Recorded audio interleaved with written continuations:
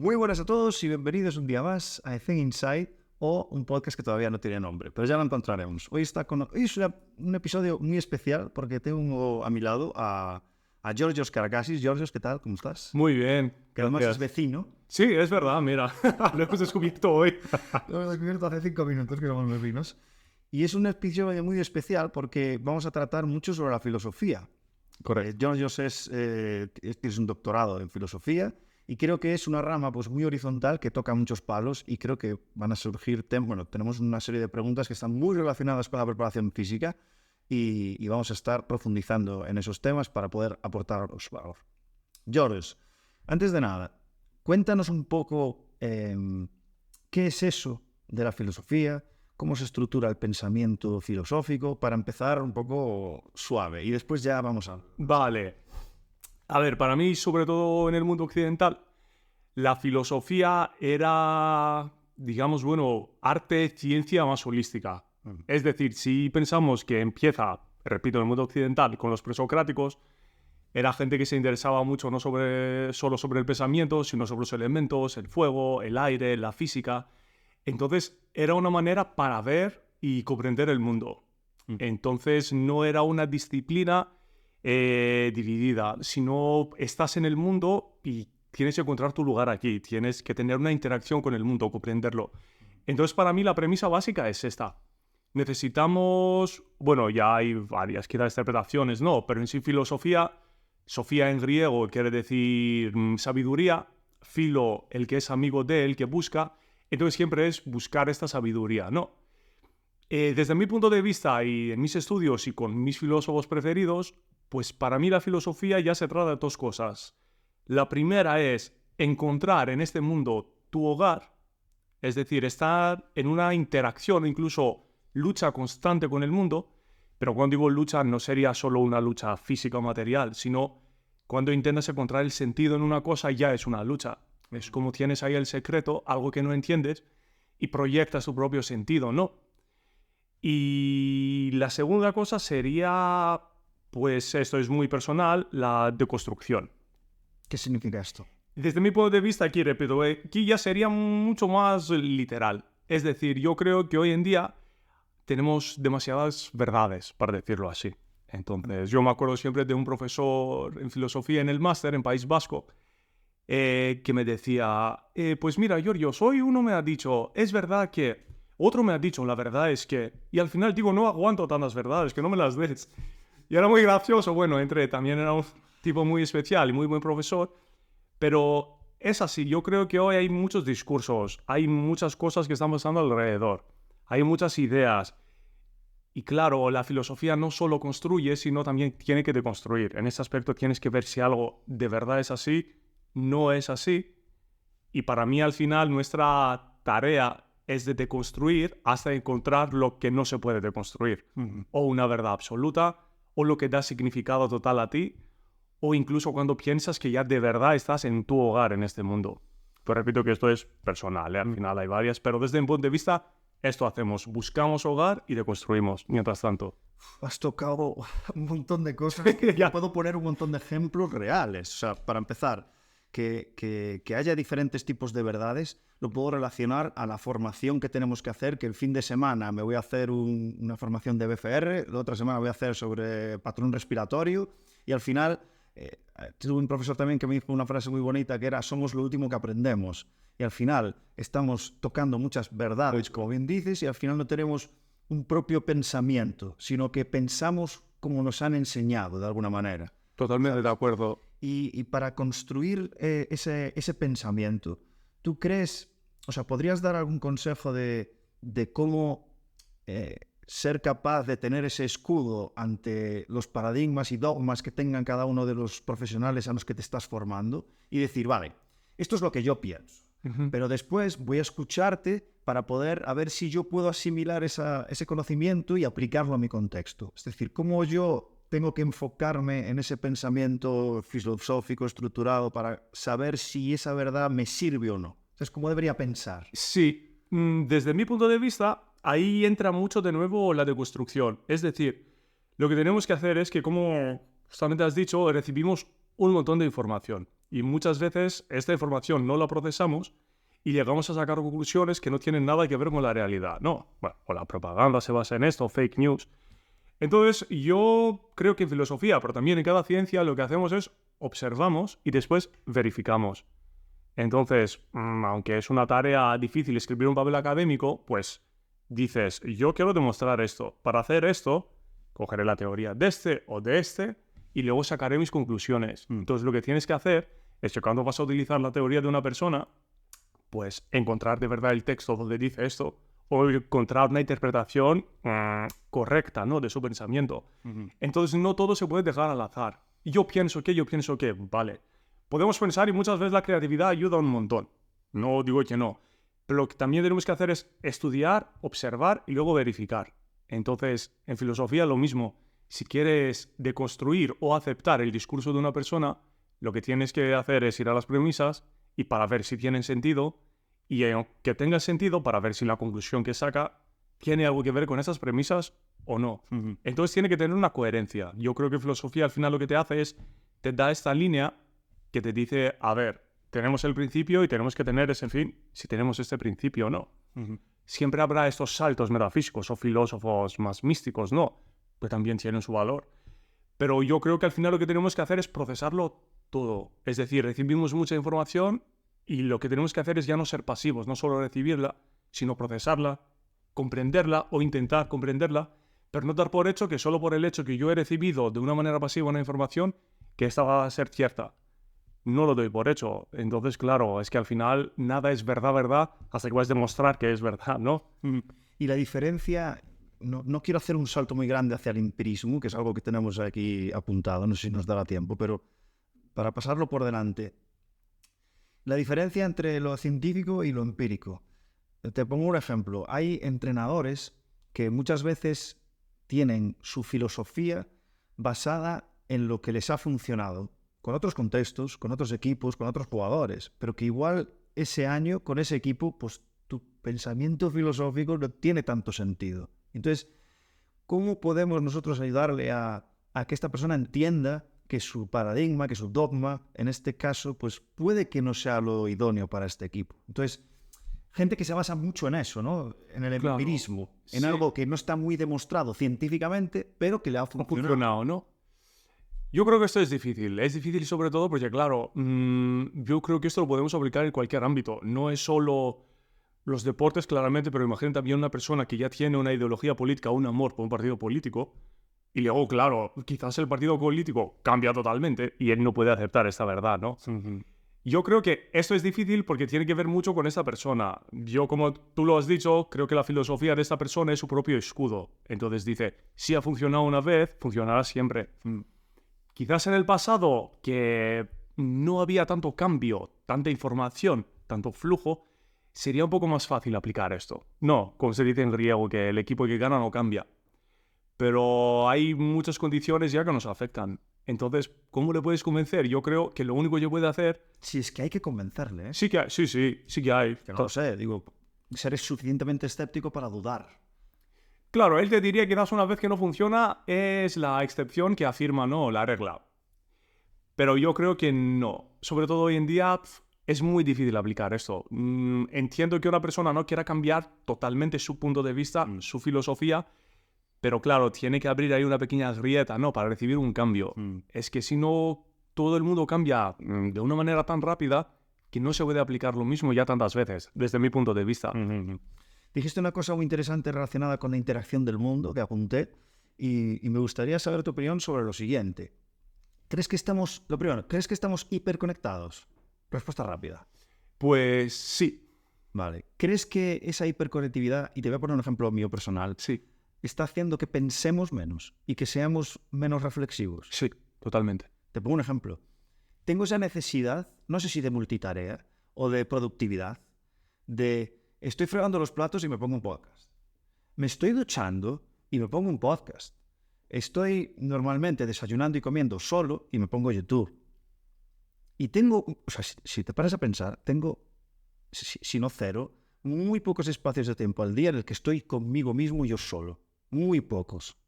Porque al final, por ejemplo, ahora que estaba preparando todo esto, todo el set, no tenía nada puesto. Pero estaba ocupado haciendo algo motriz, ¿sabes? Nunca me paro a sentarme 5 minutos a pensar sobre algo. ¿Tú crees que esto es necesario? ¿Es útil? ¿Por qué? Necesario, útil, a veces peligroso también, diría. Tienes totalmente razón, no, yo lo mismo. Es decir, claro, muchas veces yo criticaba, bueno, pero eso ya como educador o tutor, los jóvenes o los alumnos de hoy, porque les digo, claro, podrías poner, por ejemplo, en clase un vídeo de 5 minutos, y te da miedo que se van a aburrir.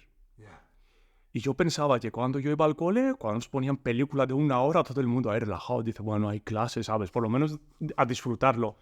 Y hoy veo que no, lo que yo entonces consideraba como una actividad, ¡buah! Si es un vídeo, cambiamos un poco, 5 minutos, te da miedo, ¿por qué? Porque siempre tienes que dar más, ofrecer más para que no se aburra. Pues yo creo que no es la manera. Es decir, llegará un momento en nuestra vida que, como tú has dicho antes, que te ha dicho ese profesor, lo último que encuentras es a ti mismo. Y yo creo que muchas veces nos da miedo encontrar a nosotros mismos, ¿no? Este silencio, que no tengas ruido y que sepas que ya claramente tú puedes hablar con tu voz interior, asusta. No es tan fácil. Es decir, y si te toca un tema que nunca querías pensar, ¿no? Que lo has dejado siempre atrás, una decisión que dices, bueno, la decisión está tomada y ya está. Claro, usted viene ahí en el silencio de repente esta llamada. No es una llamada que luego la puedes colgar. Es decir, hay varias llamadas que recibimos que una vez que la hayas recibido, la tienes que contestar sí o sí, de una u otra manera. Entonces, déjame un segundo poner un ejemplo para que la gente entienda bien esto. Yo últimamente estoy pensando mucho en la muerte y en qué legado dejo y qué decisiones estoy tomando y si estoy haciendo algo con mi vida. O sea, tengo esa crisis existencial. Entonces, lo que dices tiene todo sentido. No es algo teórico. O sea, es algo de que como te aparezca esa pregunta y se plante esa semilla en tu cabeza. O sea, yo he tenido días de estar no estresado ni ansioso, pero con otro flow, con otro estado de ánimo, por culpa de haberme estado haciendo esas preguntas. Y de si de verdad estoy caminando por el camino que debería. ¿Sabes? Entonces entiendo completamente lo que dices. y me parece, claro, también mi filósofo preferido es Heidegger, que era mucho filosofía de muerte, ¿no? Entonces ya decía que la muerte al final, claro, da sentido a nuestra vida, porque ya cuando tenemos esta capacidad, como lo has hecho tú, de hacer una proyección hacia nuestra propia muerte, decir que yo voy a morir, es decir, bueno, tengo un fin aquí. Claro, esto sí que te puede redefinir. Es decir, no vamos a huir siempre de ese pensamiento. Pensar sobre la muerte no mola, claro, no mola, pero imagínate si fueras inmortal. Es decir, los errores no tendrían ningún sentido, no aprenderías nunca. La muerte te dice que aquí estoy, una vez que has hecho este error, era tu error, puedes aprender, pero aunque sea error o algo correcto, tiene sentido. Si lo pudieras repetir infinitas veces, ¿qué sentido tendría? Buah, no aprendo, sigo repitiendo, total no hay consecuencias. Pero esto de saber que ya vamos a morir, pues te da claro, no es el pensamiento más bonito que vas a tener, pero es importante. Entonces yo no creo que tenemos que huir de ese pensamiento, es que así hemos venido para morir. Pero ver la muerte tal y como se tiene que ver, no que, buah, la tragedia total, que lo podría ser, pero esto, contemplarla, entender, porque al final la muerte da un sentido a nuestras decisiones, y esto sí que es importante. Qué interesante. Es que estás tocando Vamos un poco cataclísmico. Voy a ir por el tema del hogar. Citaste algo relacionado con sentirte en casa, sentirte que estás en el sitio en el que debes estar. Y esto pasa mucho con deportistas, que no son capaces de elevarse a su máxima expresión por culpa del contexto en el que están. Y luego caen en un sitio de carambola o por decisión propia, en el cual pues todo fluye. ¿Cómo explicamos esto? O sea, ¿qué necesidades mínimas básicas tiene que estar cubierto para un deportista para que se encuentre bien para después hacer rendimiento? O sea, esa... Claro, es que y yo creo el hogar, en mi caso, mi tesis era sobre filosofía de guerra y cómo encontrar tu hogar en el mismo acto de luchar, ¿no? Es algo difícil. Para mí el hogar no es un espacio, sino sería como un estado de ánimo, una conexión, pero puede ser que incluso no llegues nunca a tenerla. Sería como la lucha para llegar a tener una conexión con el mundo. No quiere decir que llegas a un estado y dices, este es mi hogar. Hay gente que sí, pero yo creo que hay varios que dicen, lucho porque creo que mi hogar sea este. En el caso de deportistas, como también otros trabajadores, puedes encontrar tu hogar incluso en un flujo completo. Es decir, no hay nada de estabilidad, pero al final, claro, el hecho que tú quieres adaptarte, el hecho que quieres luchar para encontrar tu sitio o en un equipo o en un deporte o en una filosofía de deporte también, esto sí que es una lucha que te podría guiar hacia el hogar. Esto no quiere decir que va a ser fácil o que te va a hacer sentir muy bien, ¿no? Como en plan, me siento como en casa. Pero yo creo que es bastante más importante luchar para sentirte como en casa, porque esto sí que te va a motivar. Intentar encontrar estas cosas con las cuales no puedes encajar. O encontrar otro tipo de relación, ¿no? Con tu equipo o incluso con tu propia profesión. Incluso el entrenamiento o tu perspectiva sobre lo que estás haciendo, yo creo que no es lo mismo no tengo mucho con deporte.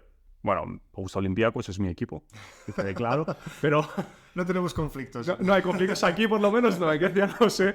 Pero, claro, ¿qué tiene que ver? Una persona que ve fútbol o baloncesto solo como un trabajo y luego vuelve a casa. Vale a comentar. Sí, es que ahí quizás lo puedes separar, que tampoco me parece lo ideal, ¿eh? Pero lo separas. Es mi trabajo. Entonces, claro, en tu trabajo, si solo es una actividad que apenas te define como persona, no. Porque si solo es una actividad profesional para ganar dinero, buscarás que un mecanismo, que sea algo mecánico, que se repita sin muchos problemas. Entonces ahí no le vas a dar muchas vueltas, no me siento en casa. Pero una persona, yo creo que de verdad, un deportista que dice, mira, es que me encanta, es mi vida o es algo que me define, esta persona sí que intentará encontrar algo distinto. Entonces yo creo que todo se trata de relaciones, de aceptar cuál es su situación, pero sobre todo de ver por qué no me gusta, por qué no me siento bien aquí. Es decir, podría ser el entrenador, podría ser al final el mismo deporte que no le define, ¿no?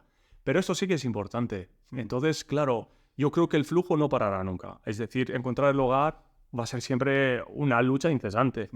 Pero el acto de hacerlo porque estás buscando algo superior, yo creo que merece la pena, porque lo vas a poner todo en prueba, y esto sí que merece. Déjame ponerte dos ejemplos para contextualizar esto también a nivel deportivo. Hay un término, un concepto que se llama homesick. O sea, jugadoras, yo he estado mucho en básquet femenino, y hay jugadoras, te digo, 2, 3, 4, que en diferentes equipos, en diferentes épocas, que pidió rescindir el contrato para volver a Estados Unidos. Pues ¿por qué? Pues porque no le llenaba, lo que dices tú, no encontraba un hogar y no le valía la pena el tema económico en ese caso y prefirió pues volver con su familia, con sus amigos y con su contexto. Totalmente lícito. Y me lo llevo ahora a mis compañeros, a los prepas, que muchos de ellos, bueno, algunos de ellos, llega un punto en el que tú vas subiendo de nivel y hasta cierto umbral tú vas a tener que decidir entre si sigo con mi pareja o no, si dejo a mi familia o no, si pasa el tren y me tengo que ir 3 años a no sé dónde. Y eso cuesta, porque tampoco es un desembolso económico increíble, ¿sabes? Te pongo un ejemplo.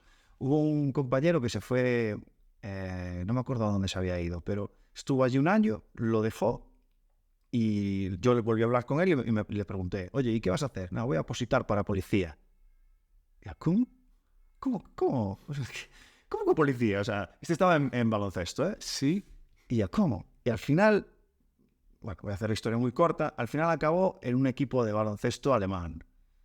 Y le pregunté, hostia, ¿qué es lo que ha hecho que te hayas hecho la oposición y ahora de repente otra vez? O sea, ¿qué ha pasado? Y ya, es que me han mejorado muchísimo las condiciones, esto es una maravilla, y está cobrando 1.250 euros al mes con casa y con coche. O sea, no es algo que te cambia la vida. Bueno, sí. Es un empleo que puedes conseguir aquí sencillamente. Entonces, tenemos muchas veces ese problema de me vale la pena. Esto me gusta muchísimo, pero es que de verdad me vale la pena. ¿Tú qué opinas? ¿Qué consejo le das a esa gente? Claro, es que ahí sobre todo con el homesick, ¿no? Estas ganas de volver a casa, poco en el otro ese, claro, ahí ya se trata de decisiones. Es decir, esa persona, tal y como lo describes en el balón, bueno, el casi policía, claro, va a un país, bueno, va a Alemania, si es de aquí también supongo que verá un cambio de mentalidad. Y ahora sí está contento con un sueldo bastante normal, y ahí creo que incluso tampoco sería tanto, sí que tiene necesidades cubiertas, pero aún así, no sé, claro, es que a mí me choca un poco esto porque tampoco tiene estas condiciones perfectas, ¿no? Para que digas, merecía la pena. ¿Ahí qué hago? Ahí ya creo que es un factor muy subjetivo. Estás solo allí, además. Ostras, claro. Sí, es que ahí ya esta persona toma unas decisiones, no sé. Hay que ver sus experiencias aquí quizás. Incluso esto de hacer este cambio, ¿no? De pensar, me voy a hacer policía, es que ahí parece un caso muy interesante. Pero puede tener mucho las chicas que deciden, mira, es que no me llena. Eso sí que es una decisión y es una decisión importante. Imagínate, aunque tuvieran aquí la posibilidad, quizás, no sé, de llegar a un punto mucho más alto, a un nivel mucho más alto, es que hay gente que su tierra la llama. Es decir, ya entonces hablamos sobre el hogar de una manera muy material, ¿no? Tus raíces, pero las raíces se despiertan y te llaman. Y es guapo cuando puedes hacer el sacrificio y decir, mira, lo dejo, pues puede ser que vuelva ahí y luego están contentos. No tiene ningún problema. Entonces, sí que es importante. Imagínate, es que yo lo veo, pero luego lo entiendo y no lo quiero criticar, que varias veces vemos millonarios, ¿no? Gente con un montón de pasta. Y luego dices, pero ¿qué problema vas a tener tú para que tengas depresión? Y claro, ahí entra, ¿y tú qué sabes? Es como al final esta lucha interior de que quiero esto, pero esto me va bien, pero no me llena. Claro, no podemos verlo todo como si fuera una caja cerrada y ya tienes el pack. No tienes el pack. Puede ser que estés miserable, gana en el mejor equipo del mundo y dices, es que no quiero. Como en NBA, por ejemplo, que se nota mucho jugadores que lo tienen todo y ves que luego depresión o problemas. Sí. Entonces yo creo que ahí es muy difícil, es muy subjetivo. La persona, aunque cueste, tenemos que entender que la salud mental es bastante frágil. Entonces, a veces merece la pena tomar una decisión. ¿Por qué? Porque si te da una paz, no te va a darlo todo, pero se tiene que tomar. Porque si no, claro, volver atrás y decir, ¿qué he hecho con mi vida?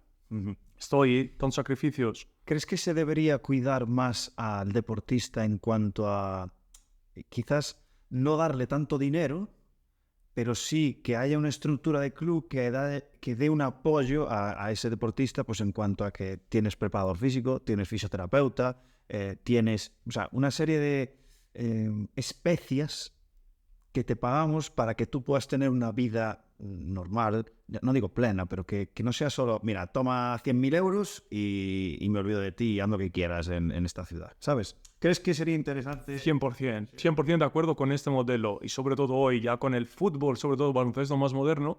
¿Qué quiero decir? Ahí creo que entra mucho la filosofía también. ¿Qué quiere decir? Por ejemplo, yo soy de Olympiacos, ¿vale? Pero veo que mi padre, cuando iba con mi tío a ver partidos de Olympiacos, era algo muy distinto. Eran jugadores que apenas ganaban dinero. Sí. Lo hacían porque era el equipo, era Olympiacos, era su vida, era su familia. Y ahí, claro, que es una pasión tremenda, ¿no? Entonces, más que un equipo, era una familia. Entonces, quizás no ganaban tanta pasta, pero sentían, vamos, era una identidad. Y hoy esto no existe. Es decir, claro, cuando dicen, como se dice en griego también, y tienes que jugar por la camiseta. ¿Por qué camiseta? Es que estás aquí un año, seguramente te irás el año que viene, te dan un montón de pasta y pierdes, por ejemplo, un derbi, no pasa nada, puedes salir. Yo quiero decir, como aficionado, tenía depresión 2-3 días. Bueno, depresión, tristeza, 2-3 días por perder un derbi, y el jugador salía y decía, bueno, es mi trabajo, total. Claro, es que esto cambia nuestra manera de ver también el deporte, ¿no? Entonces yo prefiero un club que te diga, mira, no vas a ser millonario, pero te vas a sentir como en casa aquí. Es decir, te vamos a cuidar, pero nosotros también queremos que cuides el equipo. Yo creo que es mucho más sano. Crea otra mentalidad.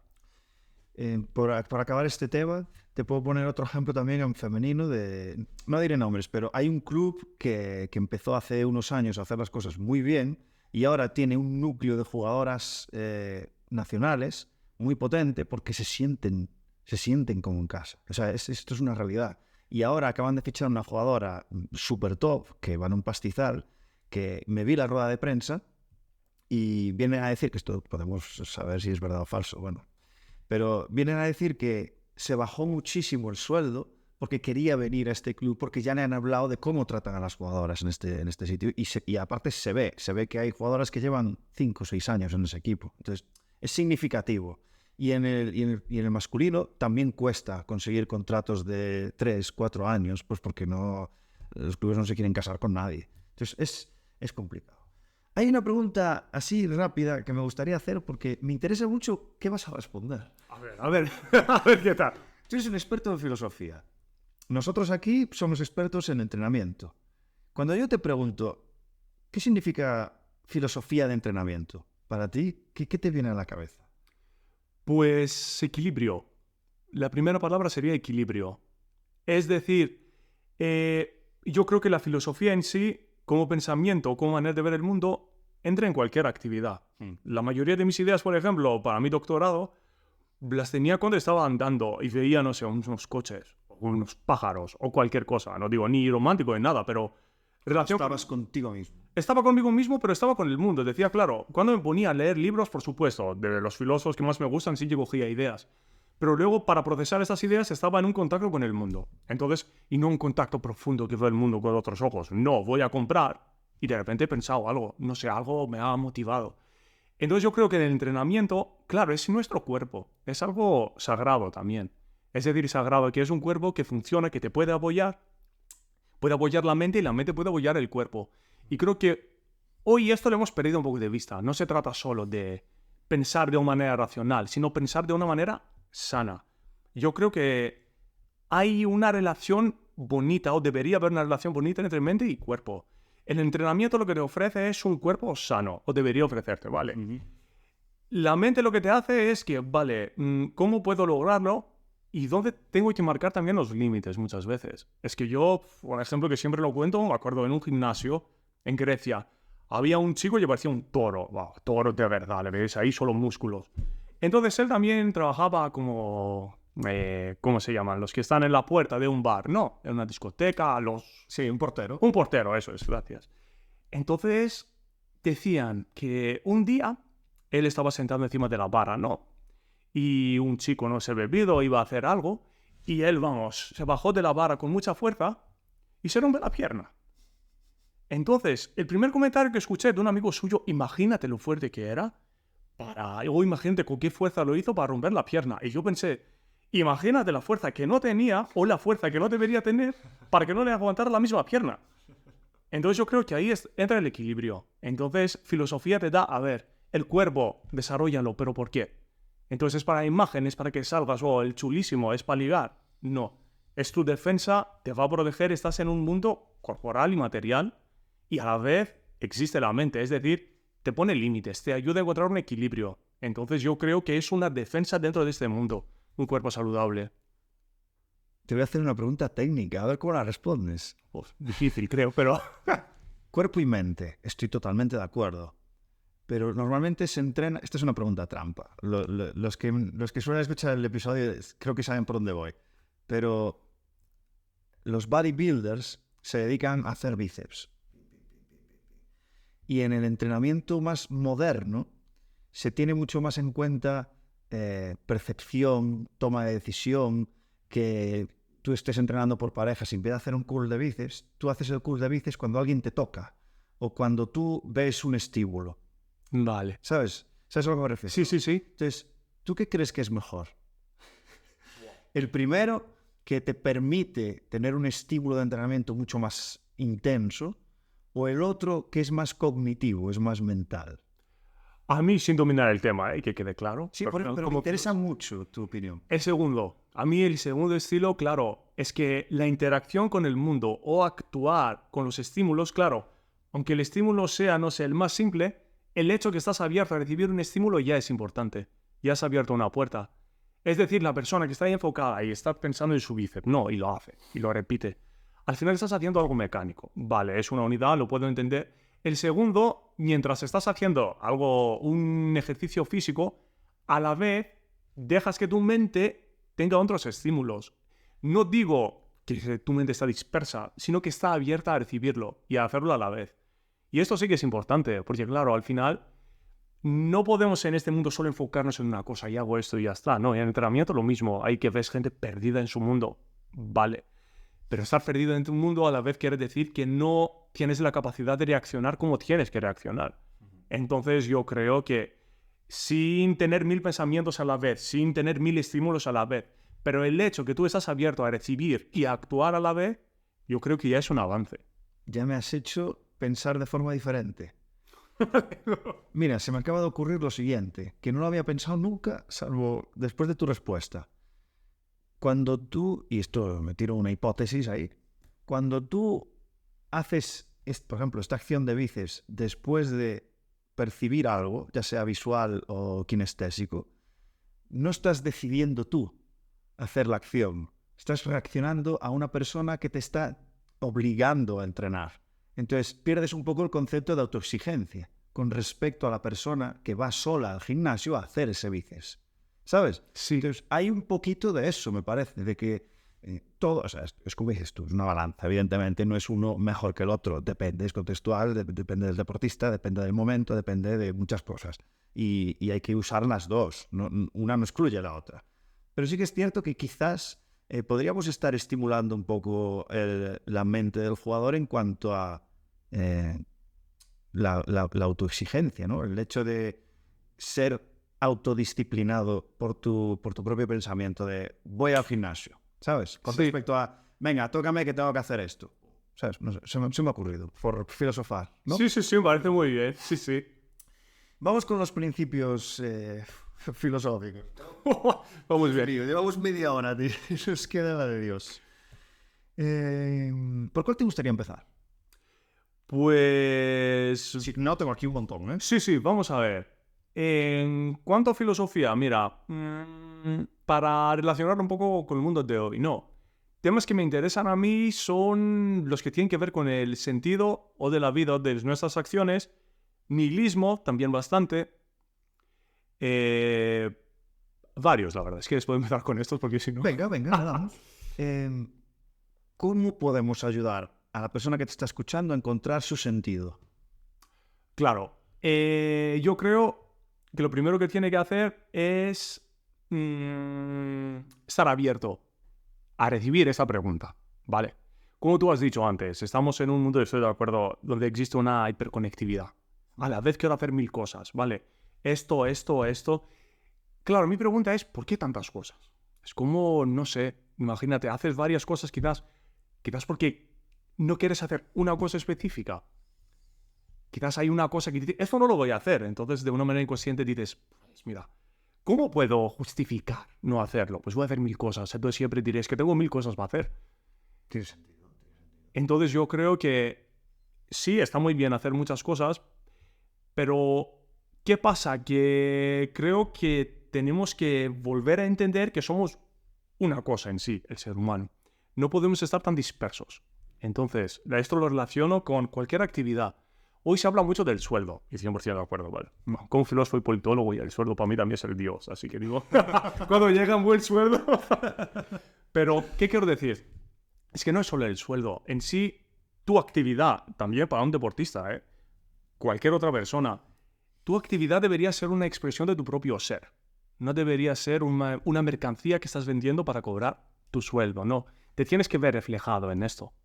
Entonces esto necesita concentración, esto necesita una relación con tu propio producto, verte reflejado en esto. Entonces un jugador, cuando está jugando, que no piense, por ejemplo, en el baloncesto, ¿no? Que dices, ¡buah! Es que es el partido para mi equipo. Esto lo hago por mí, es algo que me llena, ¿no? Esto es muy chulo verlo. No solo pensar que es 100% de acuerdo que es importante el sueldo, pero a la vez pensar en que me reflejo en esto, lo reconozco como mío. Es que esto de decir que mi producto lo puedo reconocer, que un buen partido, una buena jugada, ¿no? Un buen comportamiento incluso, vamos, el fair play, un fair play como Dios manda, en esto sí que te puedes ver reflejado. Y son las cosas que ves que quizás no ganas partidos, pero todo el mundo va a hablar sobre un buen fair play, ¿no? ¿Por qué? Porque es algo tuyo, es algo que te define. Y esto es muy chulo. Y al tener cosas dispersas, ¿qué hacemos? Damos una parte de nosotros a cada cosa. Y al final no damos nada. Estamos haciendo actividades, ¿no? Es que yo no pienso que podemos a la vez sentir llenos si estamos tan dispersos.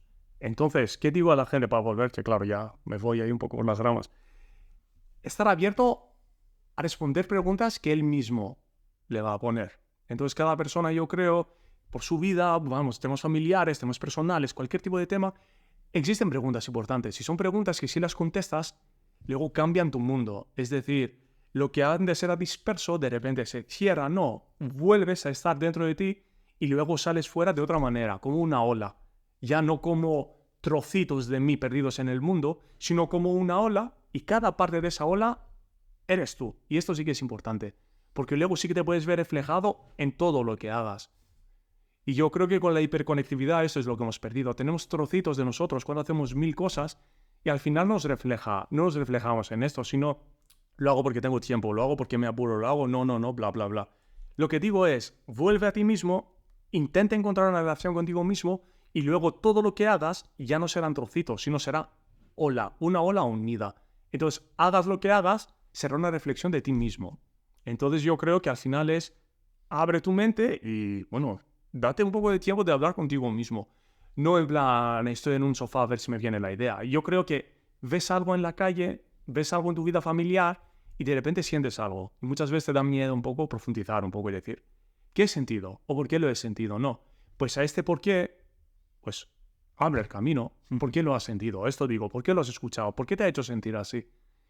Entonces yo creo que con las cosas que al final parece como si fuera una grieta, después puede ser de ahí, puede salir una cascada. Entonces yo digo, pues esta te ha abierto esta cascada. Me has estimulado mucho, ¿eh? Es que tengo 6 ejemplos aquí. Va, perfecto, me parece. Hay algo muy recurrente en los equipos deportivos y podríamos poner 3 pilares. La gente, en general, quiere que los deportistas no se lesionen. Es un objetivo como que es el sentido por el que tú estás ahí. Luego hay otros que prefieren centrarse más en aumentar mucho las prestaciones de estos jugadores y que sean mejores en el trayecto del paso que están contigo, porque te hace sentir bien. Y luego está, que creo que es el más complicado, hay que ganar. Que esto ya excluye los objetivos individuales de los deportistas. Porque si yo voy, esto lo digo mucho a mis entrenadores, si yo voy con la varita mágica, vengo del futuro y le digo, hey, si sientas a estas 3 personas y no juegan ni un solo minuto, vas a ganar la liga. ¿Qué crees que va a hacer el entrenador? Se va a dejar ahí. Les va a dejar ahí. Y va a obviar sus objetivos individuales y va a obviar el sentido de que ellos estén allí.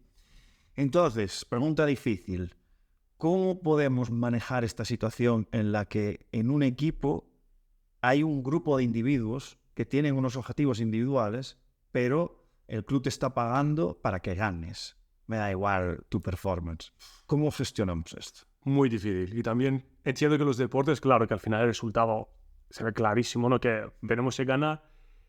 ¿Qué pasa? Yo creo que al hacer esto, vale, justo con el ejemplo que tú has dicho, ¿no? Vienes con la varita y sabes que en ese partido, vamos, que si les metes dentro no van a ganar, no vas a ganar. Sin embargo, yo creo que muchas veces limitamos así el potencial de esa persona. Es que a veces es mucho mejor perder para volver a ganar, pero de otra manera, ¿no? Es decir, a un jugador si sabes, no soy experto, no sé cómo va con los umbrales, hasta ahí puede llegar ese jugador o no.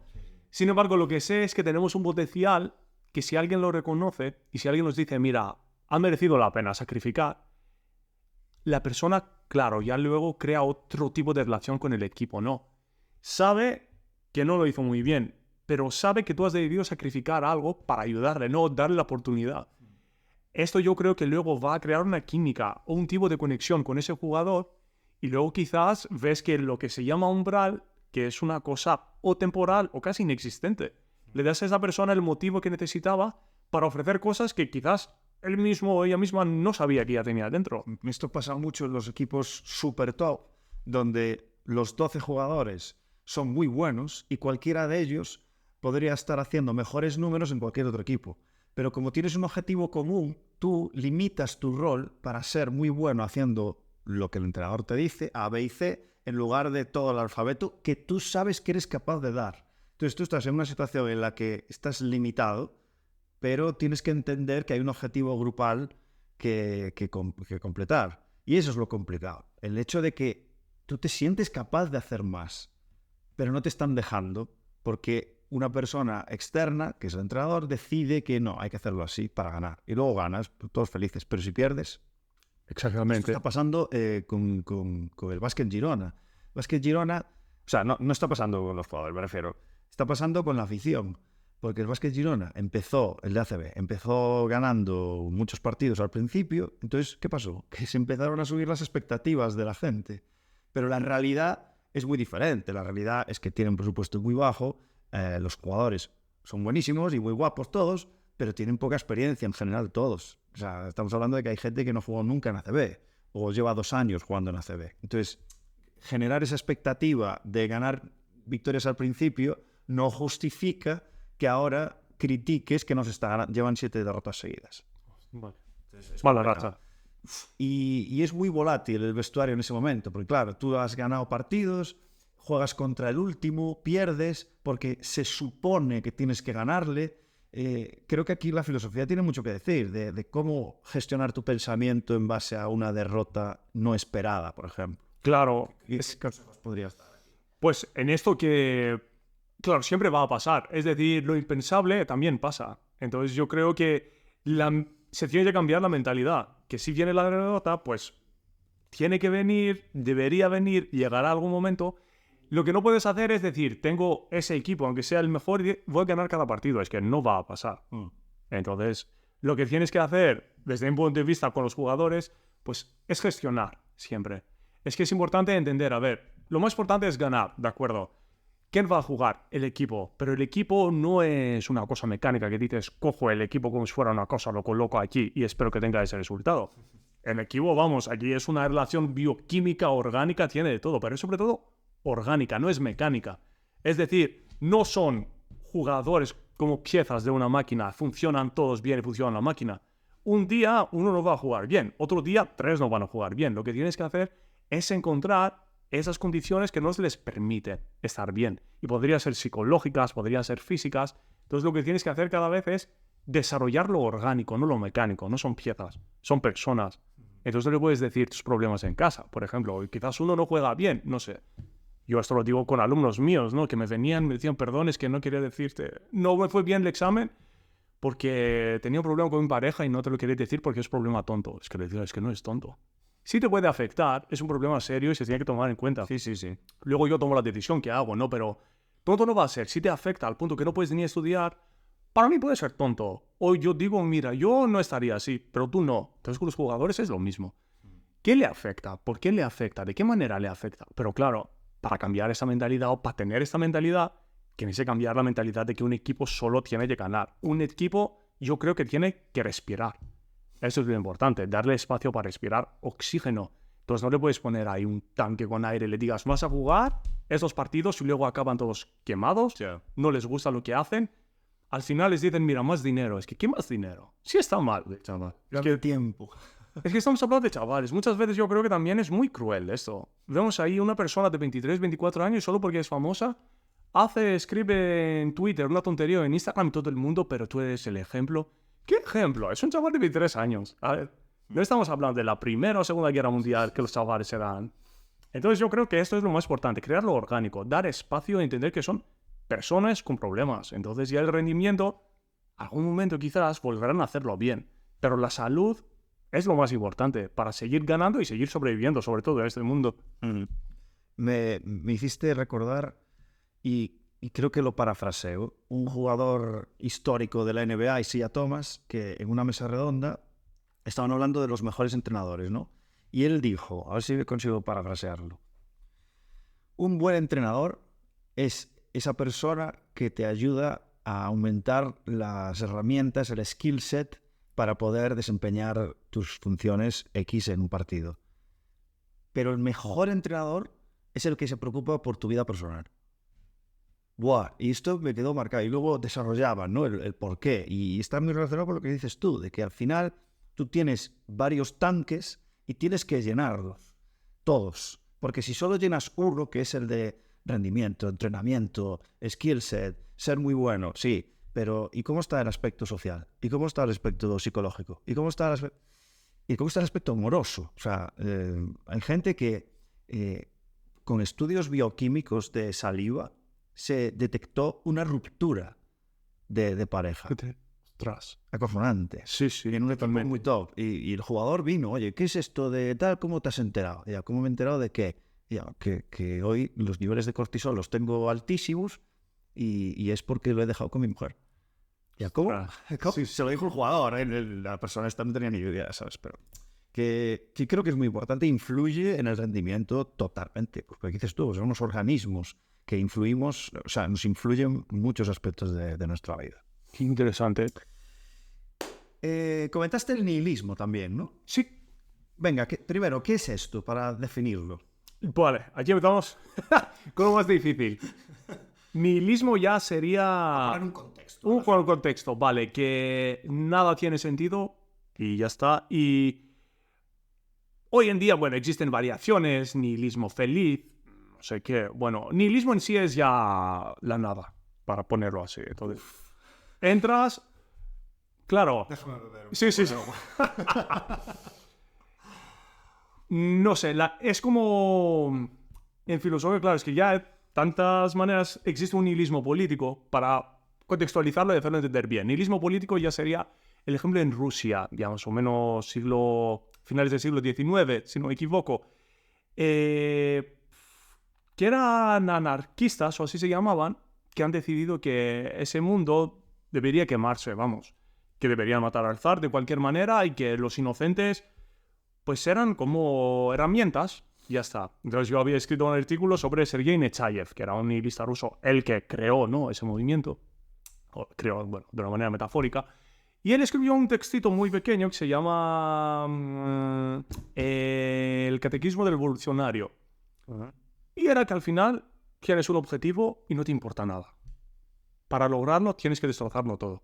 Entonces ya nihilismo es cuando esto que llamamos valores sociales, valores éticos, valores, no sé, O religiosos. sea, tienes el objetivo y no te importa nada más. Nada Pero más. te importa ese objetivo. Te importa ese objetivo y luego no te importa ni nada más, pero tampoco te importa como ser humano cualquier otra cosa. Vale. Entonces llegas a un punto que dices, mira, el objetivo también podría ser algo ficticio, ¿no? Dices, cambiar la sociedad. Vale. Es que hoy se utiliza mucho, cambiar la sociedad. Muy guapo. Cambiar el mundo. Precioso. Y luego cuando pides información, ¿cómo lo haces? Entonces, ¿qué es nihilismo? Ya cuando no las ideas, los valores, la moralidad, la religión o incluso los valores sociales son la misma sociedad, cuando crees que ya no te importan y tampoco tienen ningún tipo de sentido en este mundo. Entonces ya llegas a un punto que nada importa. Y de ahí ya se pueden sacar conclusiones varias.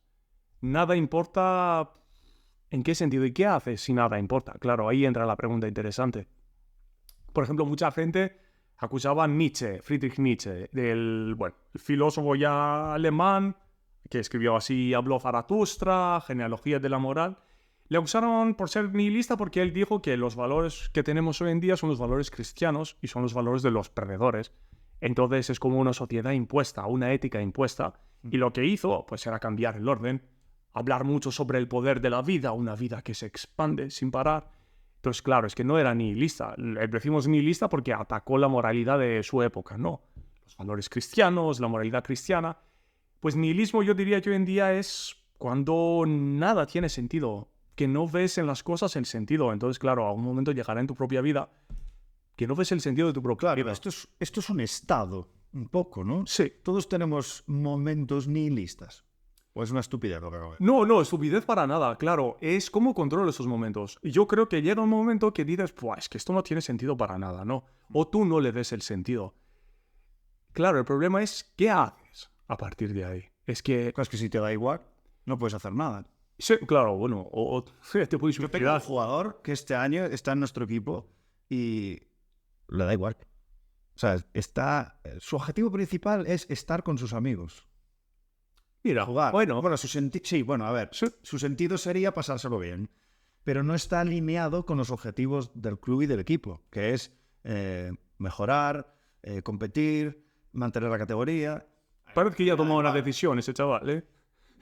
Bueno, no sé, lo sabíamos desde el principio, ¿eh? O sea, se asume esto. Pero, hostia, ¿cómo convives en una situación que no está acorde a tus valores en ese momento y que te la pela directamente? O sea, y se está frustrando, ¿eh? Porque además no juega tantos minutos, entonces, claro, tengo que viajar a Zaragoza, no juego, tal. Se alimentan más, ¿no? Entonces ya sus ganas de no jugar, entiendo. Claro, en este caso no sería tanto nihilismo, sino sería un chico que yo creo que ha escogido un camino. O quizás está más inclinado hacia un camino. Nihilismo esto, por ejemplo, un libro interesante, que quizás, bueno, quizás interés, quizás no, pero a mí me pareció interesante, es de Albert Camus, El mito de Sísifo. Entonces, en ese libro él decía que en filosofía solo existe una pregunta. ¿Por qué no suicidarte? Sí. Es, bueno, una lectura ligera, ¿no? Bueno, pero él decía entonces que muchas veces, claro, tenemos que aceptar que la vida es absurda. Entonces eso quiere decir que las cosas no tienen sentido. Pero la belleza de esta vida es que tú luchas para darle Por sentido. ejemplo, ¿podrías poner algún ejemplo? ¿Por qué no tiene sentido? Claro, no tiene sentido. Por ejemplo, sí, eso sería lo más difícil. Te despiertas, él dice que, bueno, esto sería una llamada, ¿no? Te entra esta llamada y ya estás jodido, perdón por la palabra, es que ya no puedes escapar. Entonces, ¿qué haces? Vas al trabajo y no ves nada de sentido. Dices, ¿por qué trabajo? Puede ser que veas tu familia y dices, ¿por qué he hecho esto? Trabajar para vivir. Trabajar para vivir, incluso, ¿por qué me he casado? No sé, en casos peores, ¿por qué tengo hijos si me limitan? Yo quería mi libertad. Entonces quizás puede ser que veas todo el mundo como una limitación a tu propia libertad, ¿no? Wow. Entonces, claro, Hay muchas decisiones que tomamos porque nos sentimos desde cierto punto de vista obligados. obligados, claro. Porque es lo aceptado. Porque, claro, ahí también yo creo que cuando lo vemos así, podría ser también un camino hacia la liberación. Es decir, cuando ves, bueno, Rousseau dijo que nacimos libres pero llenos de cadenas. Es decir, y esto es interesante porque tenemos libertad, podemos escoger varias cosas, no, tenemos decisiones, pero luego dices, claro, de verdad tomarla cuando en nuestra vida mi sociedad me dice, tienes que hacer esto, y si no va a ser esto, que sea esto, y si quieres llegar al extremo, que esté dentro de este espectro de extremos.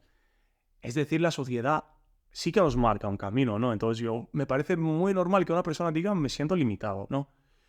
¿Por qué? Porque por lo menos piensas qué quiere decir mi libertad. Pero un nihilista, claro, esto ya podríamos llegar a momentos malos. Es mucho mejor limitar nihilismo en filosofía a veces, aunque esto podría afectar a la persona, y no sacar ese nihilismo hacia afuera.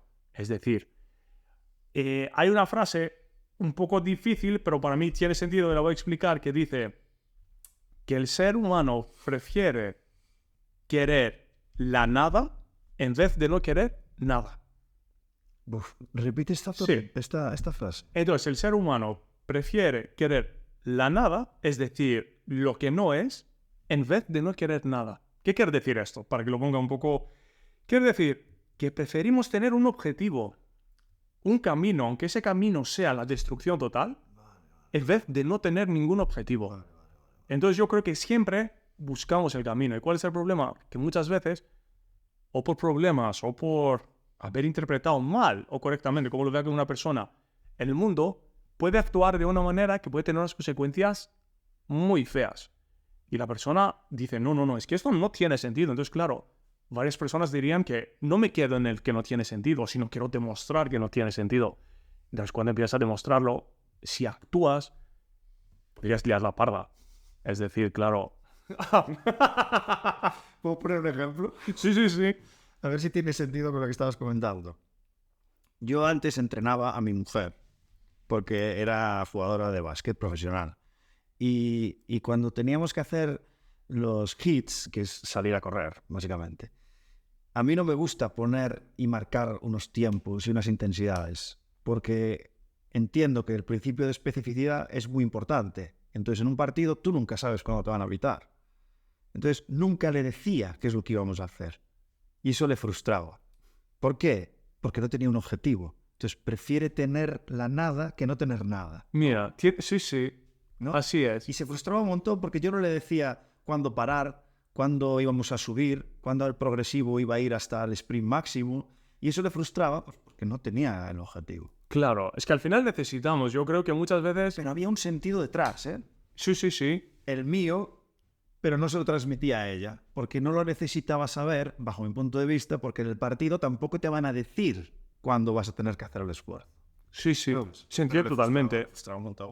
Hombre, es normal, claro, yo creo que también a una persona, ¿no? Bueno, en cada ámbito, si le quitas su identidad, sea esto un equipo, un partido político o un grupo social, pues de repente se queda sin nada, ¿no? Y le da miedo. Es decir, claro, ¿por qué te da miedo? Porque de repente estás solo y te das cuenta que eres un individuo, una persona, y que quizás a veces deberías encontrar la identidad contigo mismo.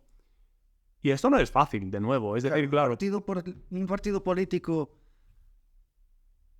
lo crean las personas que están ahí dentro y lo transforman las personas que vendrán, o el partido transforma a la persona. Buah, fuerte esto, ¿eh? Mira, es una pregunta difícil. Bueno, será un poco de las dos. Sí, un poco de las dos. Yo lo que vi de mi experiencia, bueno, en Grecia tampoco es un honor, pero en las universidades existen los partidos políticos de una manera muy evidente, con relaciones directas con los partidos, las juventudes, pero que en sí no son juventudes, sino partidos universitarios. Y lo que vi ahí es que la gente entraba a un partido y quizás lo que menos le interesaba era la ideología del partido. Joder. Es decir, entraba ¿por qué? Porque ahí estaban sus amigos le decían, ven aquí. Entonces, claro, era más, me siento identificado con mis amigos, ¿no? Yo creo que es muy difícil encontrar una persona que le defina al 100% la ideología.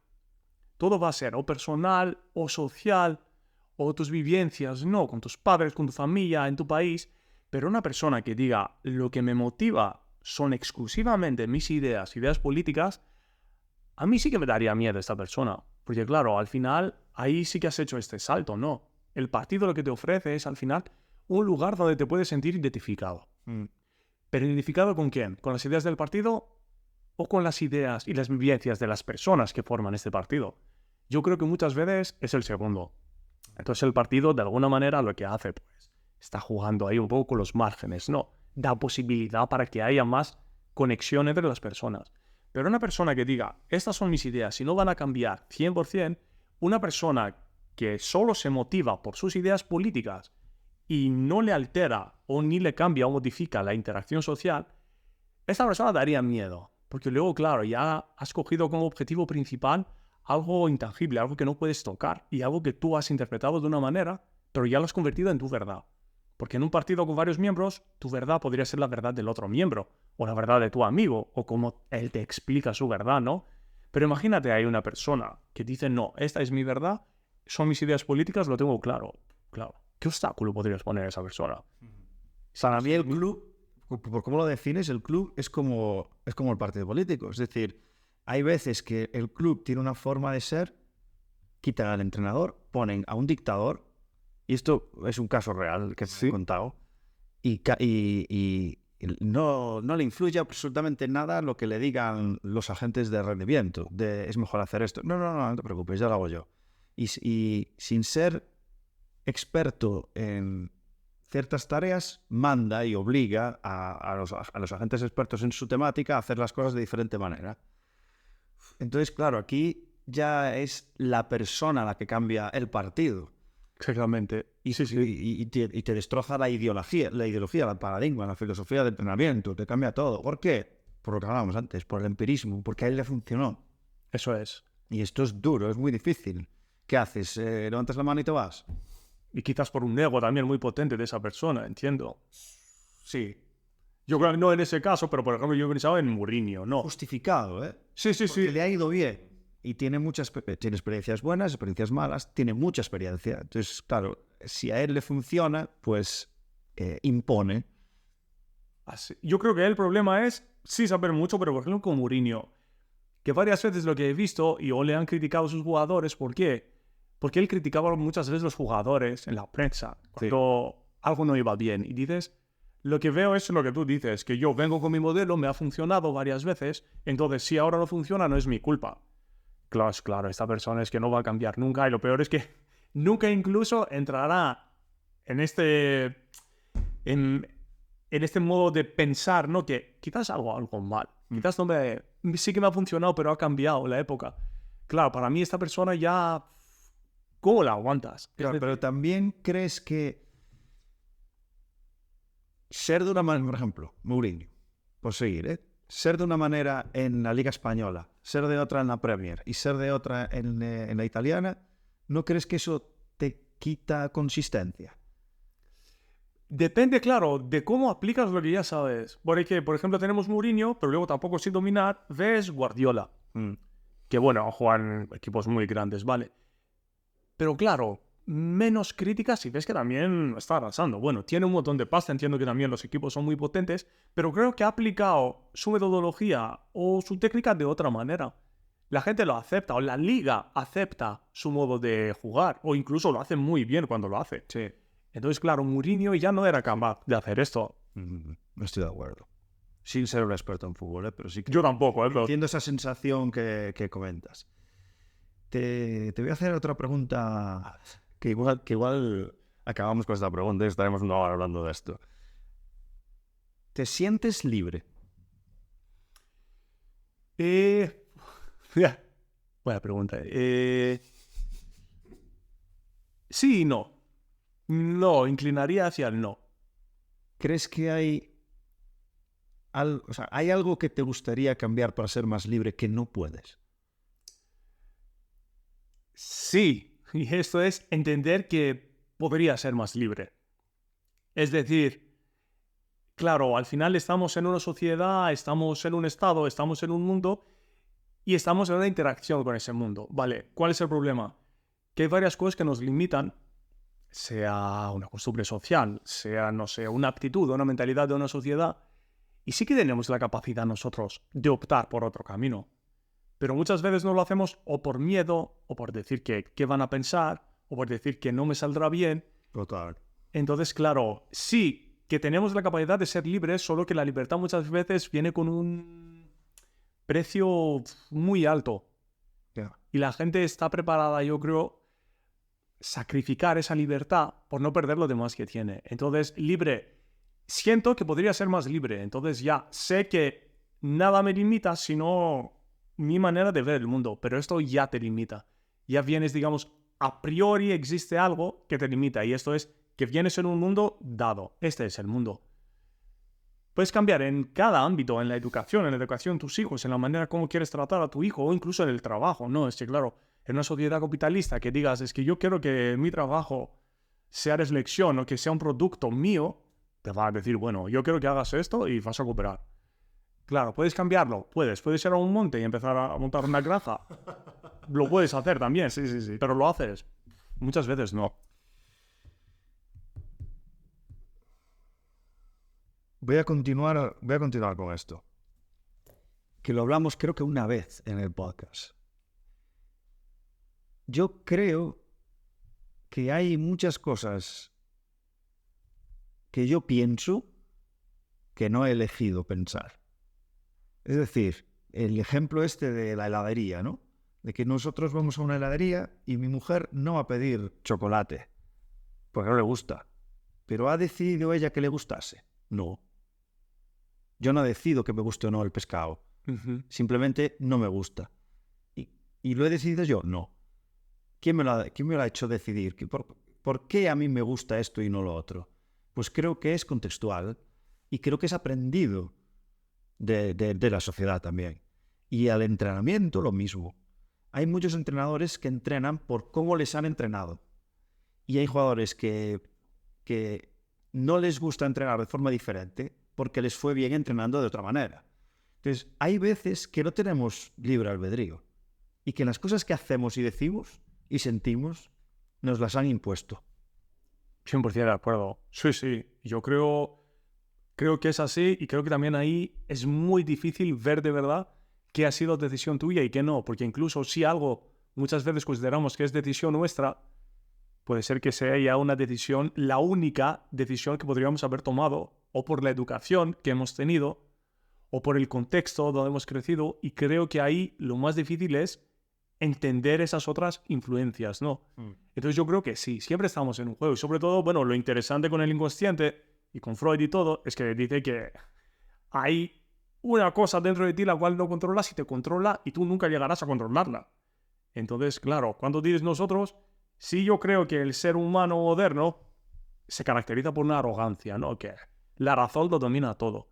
Entonces siempre mi pregunta es, ¿y si lo que nos domina no es la razón, sino su falta? Es decir, si el inconsciente es tan potente que tomamos decisiones sin saber este primer por qué, ¿es tu decisión o no es? La biología, por ejemplo, te podría decir que eres tus células y eres la decisión de tus células, ¿no? Entonces la mente, el cerebro son como, bueno, una parte que tienes para pensar, ¿no? Que tienes una cierta libertad.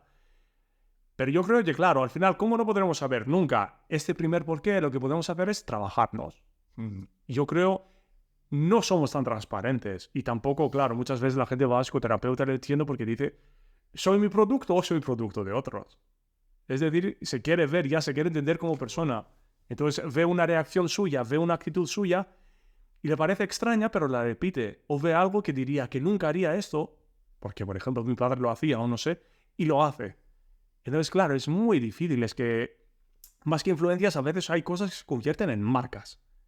Hay cosas que te marcan. Entonces, claro, quitarte una marca es muy difícil. ¿Por qué? Porque quizás siempre piensas que tú eres esta marca y quizás otra persona, otro contexto, otra idea te la hizo, pero nunca la vas a poner en duda. Entonces, claro, ya de alguna manera, supongo para los jugadores es lo mismo, tienen que entender qué es suyo, cuál es su potencial y qué es el potencial que les han dicho que pueden tener o que pueden llegar a tener. Entonces, esto ya se trata de entender a ti mismo y es lo más difícil que hay. Porque encontrar la libertad de decir, esto soy yo y esto no, claro, si a priori tú piensas que ya eres una unidad bien hecha, nunca vas a poner en duda y decir, ostras, pero si hay cosas que me han formado y yo no soy el responsable de esas cosas, ¿cómo las separas si ya forman parte de tu propio ser, no? Entonces ahí, entra el juego de la libertad que es bastante tramposo. ¿Sabes qué me marcó a mí? Quedarme encerrado en casa. Ostras. Hay muchas personas, ¿no? Sí, sí. ¿Cómo fue? La verdad es que no me acuerdo cómo fue, pero... Ah, sí, claro, no, fue al revés. Dejé las llaves dentro. Es verdad, es al revés. Dejé las llaves dentro y me fui con las llaves en casa. No me volvió a pasar. ¿Y sabes qué hago ahora? Miro mientras cierro la puerta. Vale, mira. Ya nunca cierro la puerta así, ¿sabes? Y hay veces que, o sea, normalmente siempre cierro con llave, ¿no? Pero, por ejemplo, hoy que fui a buscarte, no cerré con llave, ni puse la alarma. Y hice esto, pum. Porque me marcó Claro, el haberme cerrado con las llaves dentro. Entonces siempre tengo que confirmar. Y hoy fui consciente de ello, pero estoy seguro de que muchas veces lo hago de forma inconsciente pensando otra cosa. Yo pensaba que dirías COVID, ¿eh? Cuando me encerré, la verdad. Esto cuando me encerré en casa pensaba que sería el COVID y el confinamiento. Tuve una situación muy especial con el COVID, porque al ser autónomo yo podía ir a la empresa, o sea, al centro deportivo, entonces no he sentido tanto ese aislamiento, Vale. bien como el resto que estuvo en su casa todo el rato. Y aparte estuve muy ocupado. O sea, yo soy de esas personas que trabajó más durante el COVID Sí. Vale. que jugar a la Play. Vale, sí. Que también, ¿eh? Y claro. No a la Play porque me coincidió en Ferrol y yo la Play la tenía aquí, pero sí, me marcó también. Vale. Vamos a poder hablar de todo y creo que hemos hablado mucho de metafísica también. Así que vamos a dejar este para otra ocasión. Podemos hablar un poco del caos, que además, si no me equivoco, tú escribiste artículos sobre las teorías del caos y tal, ¿no? El caos sí, pero en un sentido un poco más literal, ¿eh? Es decir, claro, el caos en mi caso ya lo había asociado con el pensamiento de ese nihilista ruso, Sergei Nechayev, pero era un caos ya no tan filosófico, sino un caos en una sociedad, ¿no? Es decir, ya cuando estás preparado para matar todo tipo de orden que existe en una sociedad. En otro contexto, sin ser experto, ni en caos, ni en filosofía, lo que sí que creo que es importante es saber que, claro, al final no lo podemos controlar todo en este mundo. Y que hay cosas cuyo resultado va a ser distinto. Entonces, si tú crees, como has dicho antes, que repites la misma cosa y funciona, y luego la repites y de repente ves que no funciona, ¿no? Entonces, claro, esto en la vida real pasa a menudo. Si pasara siempre con las ciencias, no existiría ciencia, ¿no? Porque necesitas, de alguna manera, esto sí que funciona. Esto siempre va a ser así. Sí, es que si fuese matemático, estaría acojonado. Sí, bueno, imagínate ahí, claro. Es que por eso ahí no entro, ya con sus teorías de caos, puede ser muy interesante, esto no lo controlo. Sin embargo, yo creo que tenemos que estar preparados en este mundo de que las cosas no salen como deberían salir, o como pensamos que van a salir muchas veces. Y yo creo que esto choca mucho con nuestra estructura ordenada del mundo, que las cosas tienen que estar así. Entonces creo que nos falta esta flexibilidad para comprender que es que quizás no, quizás lo has hecho todo perfecto, tu jugador lo ha hecho todo perfecto, y hay un factor que ni él controla, ni tú controlas, y ha hecho que, mira, hizo el peor juego de su vida. No, la peor partida. ¿Por qué? Pues no lo sabes. Esto, por poner un ejemplo y poder charlar contigo sobre él y que me des tu opinión, que me interesa un montón. Hay entrenadores, mira, te pongo un caso mucho más real. Hay entrenadores que prefieren mejorar tu técnica de tiro haciendo 1000 tiros así. que es más mecánico, más robótico, menos caótico. Y hay otro estilo de jugadores, de preparadores que prefieren, pues ahora haces así y ahora en vez de pasártela aquí, te la paso aquí. Y ahora antes de esto da un bote. Y ahora haz un paso lateral. ¿Tú qué crees que es mejor para preparar a esa persona de cara a la competición? ¿Lo primero o lo segundo? Es trampa, ¿eh? Sí, sí, sí, sí. Claro, yo esto siempre, bueno, yo, vamos, ni baloncesto ni fútbol, es fatal. Cogía solo para portero y ahí mal. Pero, claro, yo creo el mecánico es mecánico, vale, lo hago, perfecto. Pero también supongo que mecánico tampoco puede excluir un sentimiento. Imagínate, si estás agobiado, ¿no? Si depende de ti si vas a ganar o no. ¿Lo mecánico funcionará o no? Quiero decir, ¿será capaz esa persona de decir, no, haré lo que he hecho 1000 veces? O de repente estará lo que he hecho 1000 veces, lo haré de nuevo bien, ¿no? Totalmente. Entonces yo creo que, claro, ahí entra mucho cosas que no controlas. O quizás estás pensando, no sé. No eres capaz de controlar. O no eres capaz, correcto. Porque hay un robot de tiro que enchufa, no las mete todas, pero hay un robot muy famoso que es de China, me parece, que se pone a tirar triples y no falla. Es decir, que es matemático. O sea, son datos. Claro, curvas y todo, ¿no? Son datos. Entonces, si tú eres capaz de computar tu cerebro para saber con qué velocidad, con qué ángulo, con qué rotación, con qué presión, con qué fuerza, con qué tal, vas a meter más. Vas a meter más. Pero, ¿qué pasa? Que luego viene lo que dices tú. ¿Cómo le podemos estresar? ¿Cómo le podemos meter presión? ¿Cómo le podemos hacer dudar? Pero no para que se acostumbre a eso, sino para que sepa controlar cuando le venga esa sensación en el partido. Entonces, es trampa porque son las dos. Es mi opinión. Sí, sí, sí. Creo que sí. tienes que hacer las dos. Pero yo era mucho más del segundo tipo y conforme fui leyendo sobre otras disciplinas, me di cuenta de que es más importante lo mecánico, fíjate lo que te digo, y más viniendo de mí, que lo otro. Porque si tienes esto sin esto, no, es que no me vas a meter. No vas a meter. Y si tienes esto sin esto, es más probable que metas. Claro, sí, sí, sí. Entonces, esto es la base, es el pilar, tiene que estar sí o sí. Y luego la progresión tiene que ser hacia el caos. Porque, como te decía con mi mujer, nunca Sí, sabes lo que va a pasar. Nunca sabes. O sea, yo considero que las acciones que se pueden dar en un partido son infinitas. Y tengo un conocimiento bastante bueno de lo que significa infinito. No comprendo lo que es el infinito, porque es inimaginable. Pero sí que creo que es infinito. Aunque tú estés en un espacio reducido, límite, finito, las interacciones tienen que ser infinitas porque nunca te vas a enfrentar con las mismas 5 personas, ni vas a estar con las mismas 4 personas, a pesar de que sea el mismo jugador, no es la misma persona. Te entiendo, sí, Sí que creo que te enfrentas a un número infinito de acciones y de contextos y de situaciones. Entonces, esta parte tiene que estar, sí o sí. Pero creo que no podemos obviar la mecánica, que es como hemos aprendido desde Claro. A mí me pregunta ahí, claro, es que esto es ya por pura ignorancia, pero ahí no haces los tiros y de repente lo haces mecánica, ya has hecho 3000, no, lo haces perfecto. De repente piensas al momento de hacerlo, ostras, eran los cumples de mi mujer hoy. ¿Va a afectar el tiro o no? Ahí, claro.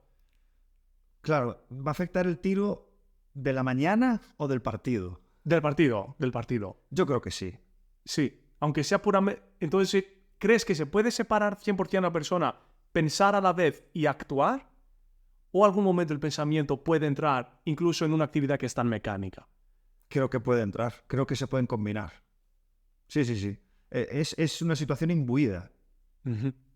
Bueno, es que ha pasado. O sea, ha pasado con Stephen Curry, que se considera el mejor tirador de la historia, y ha tenido un 0 de 12 en triples. O sea, si ese tío, que hay series de tiro que está tirando y no falla nunca, si ese tío falla, pues será que el ser humano es una persona multinivel y que le afecta, pues, Más que estar emocionalmente afecto con su pareja. Seguro. Bueno, y además te comenté, a nivel bioquímico se comprobó que afecta en tu fisiología. Entonces, por supuesto que afecta. Pero, ¿cómo simulas tú eso en un entrenamiento? No puedes. Es lo mismo que los tiros libres o los penaltis. ¿Cómo simulas eso? Es imposible. Es imposible. Y dicho por pues Luis Aragonés lo comentó también, no es que el penalti, ¿cómo quieres que te estrese? No tengo a 100.000 personas aquí. Claro, sí, sí, sí. Muy complicado. Es la experiencia. La experiencia y, bueno, iba a decir talento y me cuesta, porque yo no creo en el talento. Lo hablé con un compañero hace poco que está haciendo su tesis de genética y yo defiendo eso, que la persona que es muy talentosa o sea, cuando hablamos de talento es una definición que damos de algo que no comprendemos. Eso es lo que pienso del talento, que es una palabra que utilizamos para definir algo que no comprendemos completamente y que le llamamos talento. Pero para mí es más genética que otra cosa, más exposición. Porque si no, considero que es una falta de respeto a esa persona. Te entiendo, sí, sí, sí. Esa persona ha tenido una pasión por ese deporte que no tenía uno de su misma clase o uno que ha estado expuesto las mismas horas. Yo creo en eso, no creo en el talento. Y evidentemente que hay casos de jamaicanos que tienen esa proteína del disco Z por los ancestros de tal. Sí, sí, lógicamente. Y los de Kalenji, que son la tribu de los keniatas, que también pues tienen una fisionomía y una fisiología pues acorde a las condiciones que han estado durante todos sus ancestros y todo esto. Pero eso es genética, no es talento. Qué interesante, sí, sí, sí. Bajo mi punto de vista. Vale, tengo 2 preguntas más. No sé si quieres comentar algo, por si acaso estoy dirigiendo demasiado. No, de momento contentísimo. Vale, sí. Es que tengo 2 aquí que me interesan mucho. Venga, que esto lo hago mucho. Elige puerta A o puerta B. B. ¿Causalidad o casualidad? Te pongo un contexto si quieres. Vale, sí. Las lesiones. Hay muchas veces que las lesiones aparecen pues porque existe la probabilidad, ¿no? Pero sí que creemos que hay algunas que son más controlables que otras. Ejemplo, si tú te lesionas muscularmente, es decir, haces un sprint, pinchazo, normalmente la gente, los preparadores físicos y los agentes del área de rendimiento piensan que esa persona ha sufrido una lesión por culpa de no estar suficientemente acostumbrado a ese esfuerzo. O sea, su tejido no tenía la tolerancia suficiente para la resiliencia de esa acción. Bien, entonces, hay que prepararlo mejor. Pero si tú saltas y caes en el pie de una persona y te torces el tobillo, hostia, pues es una lesión que tiene más que ver con una probabilidad y una mala suerte, si se puede definir así. Es menos controlable. Entonces, ahí es cuando te quiero hacer la pregunta de cuándo una lesión es una causa de una consecuencia. Una causa de una consecuencia. Eso está bien dicho, ¿no? Una consecuencia. No, una consecuencia de la causa. Exacto, perdón. O es una casualidad. Es algo que ha ocurrido pues porque tenía que ocurrir por nuestro entorno caótico, lo que sea. O sea, ¿cómo sabemos discernir entre una cosa y la otra? Claro, en esto... mira, la verdad voy a poner, mi propio ejemplo, ¿no? Que en general yo suelo tener en los lumbares dolores. Y hay veces que sabía por qué los tenía, dijo, hice ese movimiento no sé qué, y muchas veces que no sabía por qué. Hacía lo mismo, incluso me entrenaba bien, sin pasarme en nada. Entonces, claro, yo creo que hay ambas cosas. Es que muchas veces que sabes, por ejemplo, que si pones tu mano en fuego te vas a quemar. Esto no hay otra. Si tiras algo, existe la gravedad, caerá. Entonces...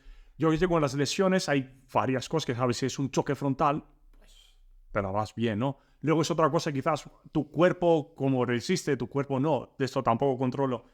Sin embargo, yo creo que, claro, decir que todo va a ser causa-consecuencia presupone que ya tenemos toda la información necesaria para sacar esa conclusión.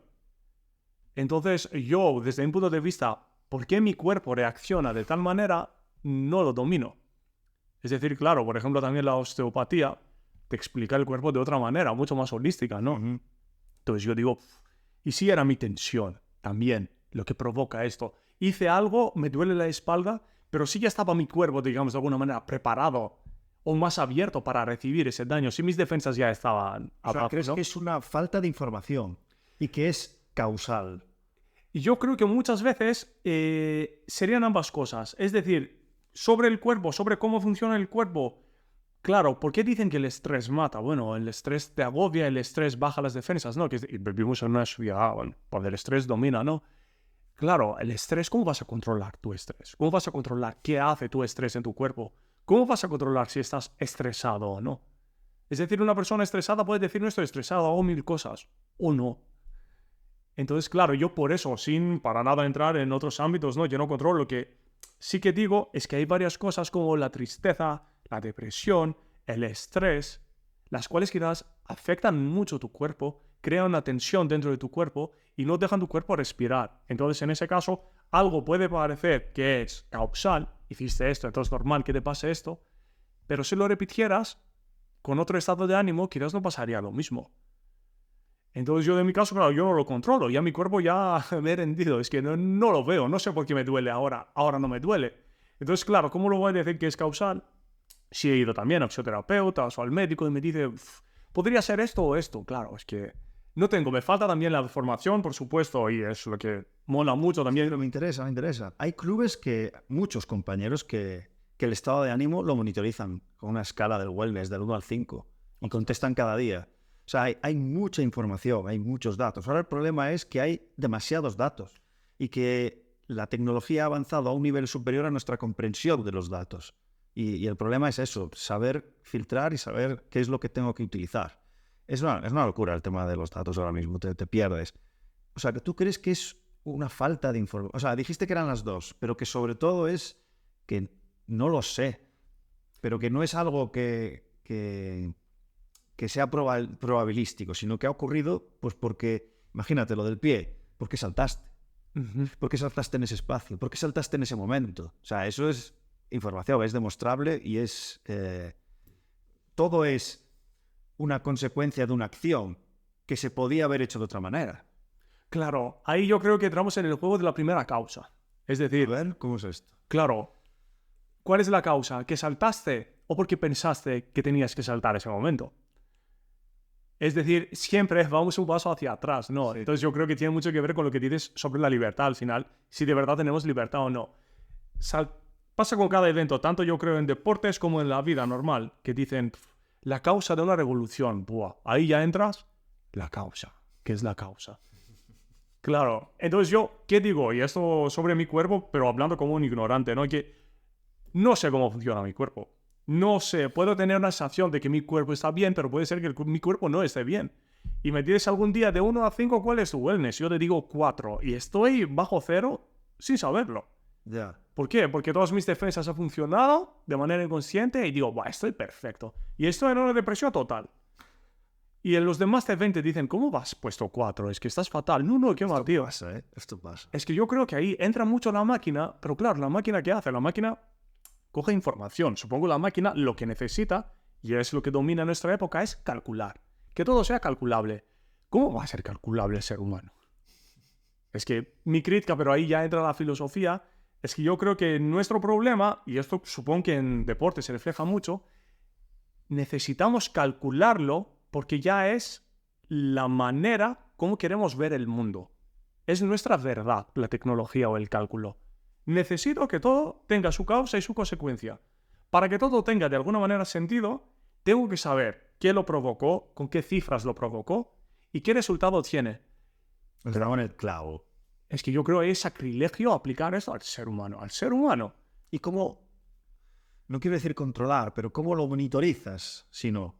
Claro, no, esto con la información, 100% de acuerdo. No estoy también con... Bueno, del jefe artificial cambia un poco el tema. Pero quiero decir, estoy muy de acuerdo con llegar a dominar o llegar a controlar la información sobre nuestro cuerpo. Lo que no podemos hacer, desde mi punto de vista de nuevo, aunque esto no se te dicen, pero tiene resultados, vale. Pero entonces, ¿qué es el ser humano? Un cálculo. Ya, estoy de acuerdo, ¿eh? Entonces, la gente está de acuerdo con lo que está diciendo. Es que entonces yo esto critico, es que dicen muchas veces, claro, ¿qué pasa? Voy a poner el típico ejemplo, bueno, que soy griego, entonces ya un poco, heleno, mejor dicho, de los espartanos, los 300, ¿vale? Claro, ¿cómo monitorizas lo que hicieron? Es decir, sea verdad o no que verdad fue, sí, estamos dudando sobre el número de los persas, pero era un imperio. Sí. Viene un imperio y te ataca, y son los espartanos y también los pobres de Cespía, que nadie habla de ellos, pero que había más soldados ahí. ¿Pero qué van a ser? 1000 personas, vale. Claro, ¿ahí qué controlas? ¿Qué vas a decir? Sabes que morirás. El cálculo... No, el cálculo, vamos, te dice que viene un imperio y sois ahí unos 500. ¿Espartanos? Sí. Y esto yo creo que pasa también en la guerra moderna ya ha pasado, pero también en deportes, cuando ves, supongo, grupos pequeños o clubes pequeños ganando monstruos y dices, ¿esto cómo pasa? ¿Casualidad? ¿O no? Es decir, hay cosas que no se pueden definir. Entonces la mentalidad de un espartano cuando ve un ejército no va a ser la misma de una persona llena de miedo por su vida o que está pensando en su familia y dice, es que quiero ver mis hijos por la última vez. No. ¿Qué vas a calcular? Su wellness, sus ganas de morir. El espartano estaba ahí como una máquina y ya está. Quiero decir, Es un ejemplo muy bueno. es que lo aceptas y claro, entonces no podemos entrar en su posición. No supera. Es que ahora me estás haciendo... Claro, ahora... Como causa o sea, causalidad y casualidad están dentro en tus ejemplos, o sea, funcionan las dos al mismo tiempo. Ahora ya no sé qué es una y qué es la otra. Yo creo que lo que no podemos o lo que no deberíamos, y desde hablando como un ignorante en esos temas, ¿vale? En filosofía no tanto, pero... Pues el ejemplo que quieras, ¿eh? Sí, lo que quiero decir es inteligencia artificial, ¿vale? Ahora, sobre todo, ChatGPT, el mundo dice... Lo que va a ser una causa y consecuencia es que muchos trabajos desaparecerán. Esto vale. Y aparecerán otros. Y aparecerán otros. Lo que yo quiero decir es que, claro, una obra artística, ¿vale? O una jugada espectacular de un jugador cuando nadie lo espera. ¿Cómo lo calculas esto? Es que, claro, estado de ánimo, ganas de superar a sí mismo, son cosas que yo creo que el ser humano... Claro, Herder, un poeta alemán, decía que la medida del ser humano debe ser el cielo, lo desconocido, el misterio. No podemos definirnos ya como un set cerrado, una caja cerrada y lo único que hace falta es analizar toda la información para saber de qué estamos hechos. ¿Por qué? Porque siempre, más que la caja cerrada, el ser humano es el espacio enorme donde está ubicada esa caja. Entonces yo creo que estamos luchando en este mundo para encontrar nuestro hogar. ¿Por qué? Porque quizás salimos del vacío total. Entonces yo creo que esto no se puede controlar. No se puede controlar un ser humano cuando dice, mira, haré esto aunque sé que voy a morir 1000 veces. ¿Cómo controlas algo así? O un jugador que dice, pues no me da miedo, o Barcelona o el otro equipo, porque mira, saldré fuera y lo daré todo. Cuando uno dice, lo daré todo, yo creo que ahí ya muchas veces no se puede predecir lo que va a pasar. Porque puede salir la misma información, pero tienes un estado de ánimo, una idea, lo que puede pasar con las guerras, que te entra una idea y te cambia la actitud, claro. Te cambia quizás cómo va a comportar cómo va a actuar tu cuerpo. O por ejemplo, como se dice, que se ve personas que entran con un cuerpo así abierto, espaldas abiertas, y es solo por su mentalidad, que no les da miedo a nada. Y otros, no sé, que dominan el mundo y están así, con la espalda cerrada. Entonces dices, claro, ahí sí que hay un elemento un poco incontrolable, uno que la máquina nunca llegará a pillar. Qué interesante, tío. Vamos a jugar un poco. ¿Cuál es el deporte que más te gusta? Sea, ¿eh? Vale, os sentiría... Mirar el fútbol, sí. El fútbol. Mañana yo te doy un cheque en blanco para ser el entrenador de cualquier equipo, de lo que tú quieras. ¿Cómo es esa primera charla con tus jugadores? O con el staff, con tus compañeros de trabajo, jugadores. ¿Qué les dirías? Vale. ¿Por dónde empezarías a gestionar una filosofía, unos valores? Técnica la dejaría fuera porque creo que ya me matarían, entonces no hablaré nada de técnica. Depende, lo que les diría, aunque bueno, a los presidentes no les gustaría, es que lo que vais a hacer ahora va a ser una obra vuestra. Lo que quiero que hagáis es que no sea una parte aparte de vuestra vida, sino que sea una expresión de lo que sois. Sea un partido fatal, salga bien, salga mal, pero les diría de sentir esa unión con su propio acto. Que no es Juan y ahora es el futbolista, sino dentro del campo es Juan el futbolista. Que salga su persona. Si estáis aquí y no es solo vuestro trabajo, sino también es vuestra pasión, pues que lo reconozcáis como tal. Entonces, yo diría, hacedos uno con lo que estáis haciendo. Reconoced en vuestro juego a vuestro propio ser, como una expresión, porque también el fútbol o cualquier deporte es expresión de lo que hacemos. Es decir, si crear un clavo es expresión de tu actividad, ¿cómo no va a ser un deporte donde pasan muchas más cosas? Entonces yo les diría esto, no disfrutarlo solo en plan como si fuera una actividad que no, bueno, que la disfrutas, pero tampoco es esencial. Sino que jugad de una tal manera, del modo que si lo miras mañana o pasado mañana, que digas, este soy yo. Entonces, no solo mi juego, sino cómo he actuado, cómo he estado, digamos, con el enemigo, entre comillas, cómo he hablado, cómo he estado con mis compañeras, cómo he aceptado la derrota o la victoria. Entonces les diría que se hicieran uno con su propia obra. Fantástico. Gracias. Fantástico. Yo creo que no te das cuenta de lo que estás diciendo, porque estás ayudando mucho. O sea, estás hablando de conceptos que quizás a ti te parecen muy obvios, pero te prometo que no es tan obvio. Porque la gente está hiperespecializada en técnica, por ejemplo, pero no es tan horizontal y no tiene este pensamiento tan arraigado de la importancia que tiene pues, cosas como la que acabas de comentar. Y creo que es Ojalá, sí. Vamos con la última, ¿vale? La lógica. Yo tengo aquí una necesidad por preguntarte sobre, primero, ¿qué es la lógica? Segundo, ¿qué es la ilógica? O sea, si es contradictoria una cosa y la otra, porque hemos hablado de muchas cosas, la última causa-efecto, consecuencias, si una cosa es causal, si otra cosa es casualidad, parece que están imbuidas. Entonces vamos a entender un poco qué es esto de la lógica, porque quiero entender gente que solamente por su experiencia y su proceso empírico os hace las cosas como las hace, sin lógica. Vale. Entonces, ¿qué es la lógica? Bueno, es un campo para mí entre desconocido y que me da miedo en filosofía, ¿vale? La lógica. Sí. Sobre todo porque en mi doctorado, el último capítulo de 40 páginas, era un intento de cambiar la manera como se entiende lo que es la lógica, ¿vale? Y cómo lo entendemos como logos, discursos, me explico. Lógica podría estar asociada también con logos. La palabra logos, bueno, de ahí viene. Logos podría, claro, ahí entra el tema. Logos es el discurso, ¿vale? Entonces, por ejemplo, en griego moderno, legin, el verbo sería en griego clásico, que es el hablar, ¿vale? O por lo menos lo que hemos cogido. Entonces, lógica, de alguna manera, está asociada con el acto también de hablar. Luego, hoy, cuando decimos pensar de una manera lógica, sería pensar de una manera que tenga cohesión, ¿vale? Y estructura.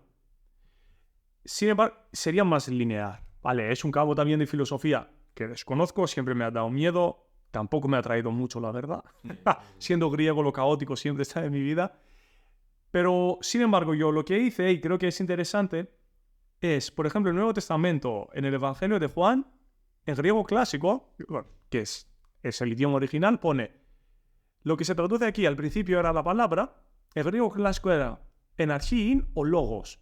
Entonces aparece logos, la palabra, y dices, la palabra logos, ¿por qué tan importante? No sé. ¿Qué palabra? ¿Qué dijo Jesús al final? Es su vida.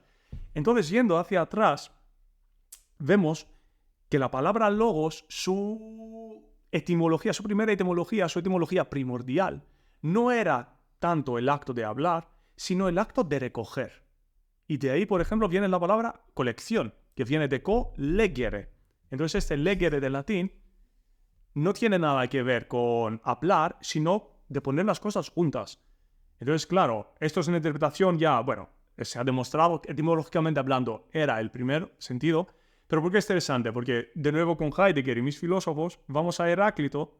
Entonces, el logos, ¿en qué se convierte? Lo que se llamaría lógica, pero yo prefiero logos. De poner las cosas juntas. Dar a las cosas un contexto, una unión. Entonces, para mí, esto sí que es lógica. Entonces, no se trata tanto de un discurso que tenga sentido, que por supuesto puede ser, sobre todo hoy en día con filosofía analítica, que tiene mucho que ver con filosofía del lenguaje. Yo estoy al otro lado, estoy más continental, bueno, esto no me interesa, pero... Entonces, para mí, esto sí que es lógica. ¿Qué quiere decir? Que seguramente estamos dispersos. Entonces, actuar de una manera lógica es actuar de una tal manera para crear ese tipo de recolección. Es decir, volver a crear a través de la dispersidad una unidad. Sin desmontar la dispersidad, es decir, sin desmontar las cosas distintas, sino aceptar ese juego. Es decir, que claro, somos al final varias expresiones. Yo actúo de una tal manera, de una tal manera. Para mí la lógica en ese caso sería ver a ti mismo en todas las maneras como estás actuando. En ningún modo no reconocerte en una acción tuya. Esto sí que sería, para mí, ilógico, teniendo en cuenta cuál es la primera teología. Si haces algo y dices, pero soy yo el que hizo esto, o si dices algo y dices, soy yo el que hice esto para mí sí que sería ilógico. ¿Por qué? Porque claro, ahí tienes un trozo de ti que ni tú lo reconoces. Entonces la lógica sería coger estos trozos dispersos en este mundo de hiperconectividad y crear una unión. Entonces por eso el ejemplo de la ola. Ya no ser solo trozos, sino ser una ola que actúa de una manera que te represente a ti mismo en todas tus actuaciones. Entonces hoy en día, ¿qué sería ilógico? Claro. Yo tengo muchas. Te pongo una. Sí. Por lo que comentas, entiendo que tú tienes una lógica y yo tengo otra. Y pueden ser contradictorias. Esto es posible. Podría ser, según cómo vemos el mundo también, sí. Ejemplo.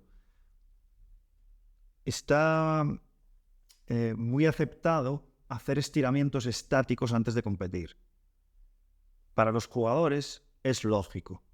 Para los entrenadores es lógico ver esto, porque no sé si es lógico, no sé si estoy aceptando bien la palabra, pero para ellos es normal. No, vale. Para nosotros es una lucha constante, porque ya se ha demostrado que no es perjudicial, pero es mejor hacer otras cosas. Entonces para nosotros es ilógico, ¿no? Te entiendo. Sí. Pero para ellos sí. Entonces, ¿cómo detenemos esta lucha? Y que impere... ya no sé si tenemos razón o si no tenemos razón, pero si la tuviésemos, ¿cómo conseguimos hacer entrar en razón a una persona que piensa que lo que está haciendo es lógico? Yo creo que en ese caso, sin dominar de nuevo, creo que podría ayudar mucho la información. Es decir, en esto, los datos.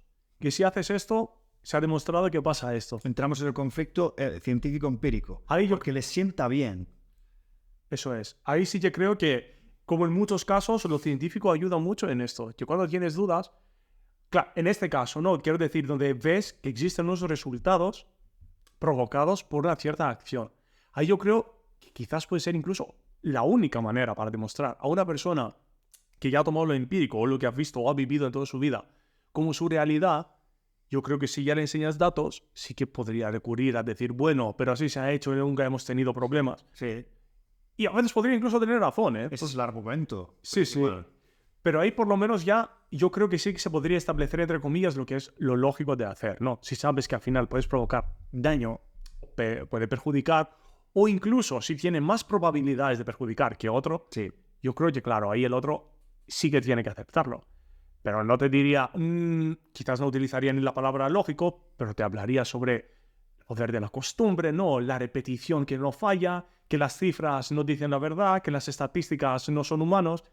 Podría ser. Pero ahí yo creo que una parte dentro de él reconocería que si hay datos que demuestran una cosa, y si tú crees en algo que no se puede demostrar, totalmente aceptable también a veces, claro, vas a aceptar tu derrota, solo que seguirás con tu propio, digamos, estilo de entrenar, pero por tus propias razones. Entonces, lo que no puedes hacer a partir de ese momento es exigir que tu solución sea la más lógica o la que los demás acepten como lógica. Ahí sí que creo que la ciencia tiene herramientas para desmontar cosas. No estoy de acuerdo, pero es difícil, es muy difícil. Sí, porque entrar a los objetivos siempre hay. Exacto. Para terminar, porque llevamos 1 hora 40. Vamos bien. Me gustaría cederte el final del episodio y que quisieses hablar de lo que tú quisieras. Si no se te ocurre nada, pues creo que sería interesante hablar sobre cómo, dirigirte un poco a esos preparadores físicos, que es la mayoría de gente que nos escucha. ¿Por qué es importante la filosofía? ¿Por qué crees que es necesario que investiguen un poco? Si es el caso, pues que léete esto y lo otro para ir empezando. Yo luego te enseño, tengo un libro de filosofía ahí. ¿Y por qué es importante para su profesión el entender los principios filosóficos? Vale. Puedes contestar como quieras. Sí. Te di una opción. Para mí, a ver, todo parte de la premisa que la filosofía o el pensamiento, vale, tampoco, no digo la filosofía solo como disciplina, sino la filosofía como manera de ver el mundo, como la manera de comprender el mundo, vamos, en sí como el acto de aceptar que estamos en una interacción con el mundo, entra en cada ámbito de nuestra vida. Vale, pero a la vez, los entrenadores o la gente que hace ejercicio físico también es muy importante. ¿Por qué? Porque también la manera como comprender el mundo, claro, también es una manera corporal. Tengo un cuerpo, estoy aquí, no estoy flotando por el aire. Entonces eso quiere decir que nuestro cuerpo también tiene mucho que decir. ¿Qué quiero decir con esto? Poner un ejemplo personal. Yo hice la mili en una islita, bueno, muy cerca de Turquía, pero con muy poca gente. Es una isla perdida ahí con 80 habitantes o menos. Había poca gente, porque la mayoría, bueno, no querían hacerla ahí, ponían enchufe y se iban. Realidad griega un poco. Entonces, ¿qué pasaba? Que estábamos 3 meses durmiendo 2 horas cada noche, porque no salían las cifras. Y ya dices que, claro, que cualquier cuerpo dirías ahí, es que ¿qué haces? No comes bien, estás fatal, psicológicamente estás mal, lejos de todo. Y el cuerpo seguía adelante, era como muy interesante. Como zombie, sí, pero el cuerpo no fallaba. El cuerpo estaba ahí, te despertaban a las 2, te despertaban después de nuevo a las 4. El cuerpo ahí estaba, y sin muchas enfermedades. Entonces, claro, ahí sí que me chocó ahí porque dije, ostras, mira, mi mente seguramente está perdida ahora mismo. Y el cuerpo sigue. Entonces yo lo interpreté como, vamos, que el cuerpo está ahí para apoyarte también. No es ni tu esclavo, no es ni inferior a la mente, sino es tu compañero. Entonces, uno no aguantaba, la mente estaba mal. Claramente, bueno, muchos soldados también teníamos los mismos temas. Pero el cuerpo estaba ahí. No tenías una mente fuerte que dijera, no, me vas a obedecer y vas a hacer esto. Sí. Sino de repente yo la sensación que tenía y lo que veía también con los otros soldados era que yo te aguanto, es decir, el cuerpo decía a la mente, yo te aguanto ahora que tú no puedes. Y era muy chulo. Era muy chulo porque veías que funcionaba. Entonces, en casos que dirías que podrías entrar en tristeza profunda o decir que me siento enfermo, que no estabas enfermo. Que el cuerpo actuaba de una manera mecánica. Sí, no te diría que estábamos todos alegres, guayando. Pero, ostras, veías que incluso en esas condiciones el cuerpo seguía adelante. Entonces, claro, yo creo que la filosofía puede ayudar mucho a los entrenadores. ¿Por qué? Sobre todo para abrir caminos distintos del pensamiento. Esto diría. No se trata ni de hacer doctorados en filosofía, ni de decir, filosofía como disciplina del mundo académico. Es que no es solo el mundo académico. Es que el problema es esto, lo vemos que la filosofía debería estar en nuestra sociedad. ¿Por qué? Porque es siempre una llamada al acto de pensar, de poner en duda. Entonces, claro, de poner en duda y de preguntar. Yo creo que por eso es importante. ¿Por qué? ¿Por qué preguntas? Es decir, que una filosofía atrevida es la filosofía que, vamos, parte de la base de que cada verdad se puede desmontar. Que no llegas a un punto que dices, esto no lo toco, claro. Entonces yo creo que a un entrenador, ¿por qué le ayuda? Porque le abre un horizonte de posibilidades. Es decir, y también a la vez que ves al ser humano de una manera más completa. Que no es solo el rendimiento de esa persona. Yo creo que, claro, en una sociedad capitalista como la que tenemos hoy, lo que importa es el resultado, el rendimiento que ganemos. ¿Qué nos falta totalmente? Ese concepto del cuidado. Vale, una persona para que actúe de esta manera, para que tenga un muy buen rendimiento, para que pueda darlo todo, claro, no es una unidad perfecta. Necesita una familia, un contexto familiar, necesita comer, necesita estar tranquilo. Y este bienestar mental creo que falta. Y la filosofía, pues, ¿cómo te puede ayudar? Pues, de nuevo, pone sobre la mesa este tema, que eres un ser humano que piensa y que actúa de una manera física. Pero para que actúes y para que pienses, necesitas un fundamento importante. ¿Y este fundamento importante cuál es? Tu capacidad de pensar, tu bienestar mental. No digo que la filosofía siempre te va a guiar un bienestar mental, ¿eh? Muchas veces acaba mal el tema. Pero te quiero decir que por lo menos eres libre de pensar. No lo aceptas todo de una manera pasiva.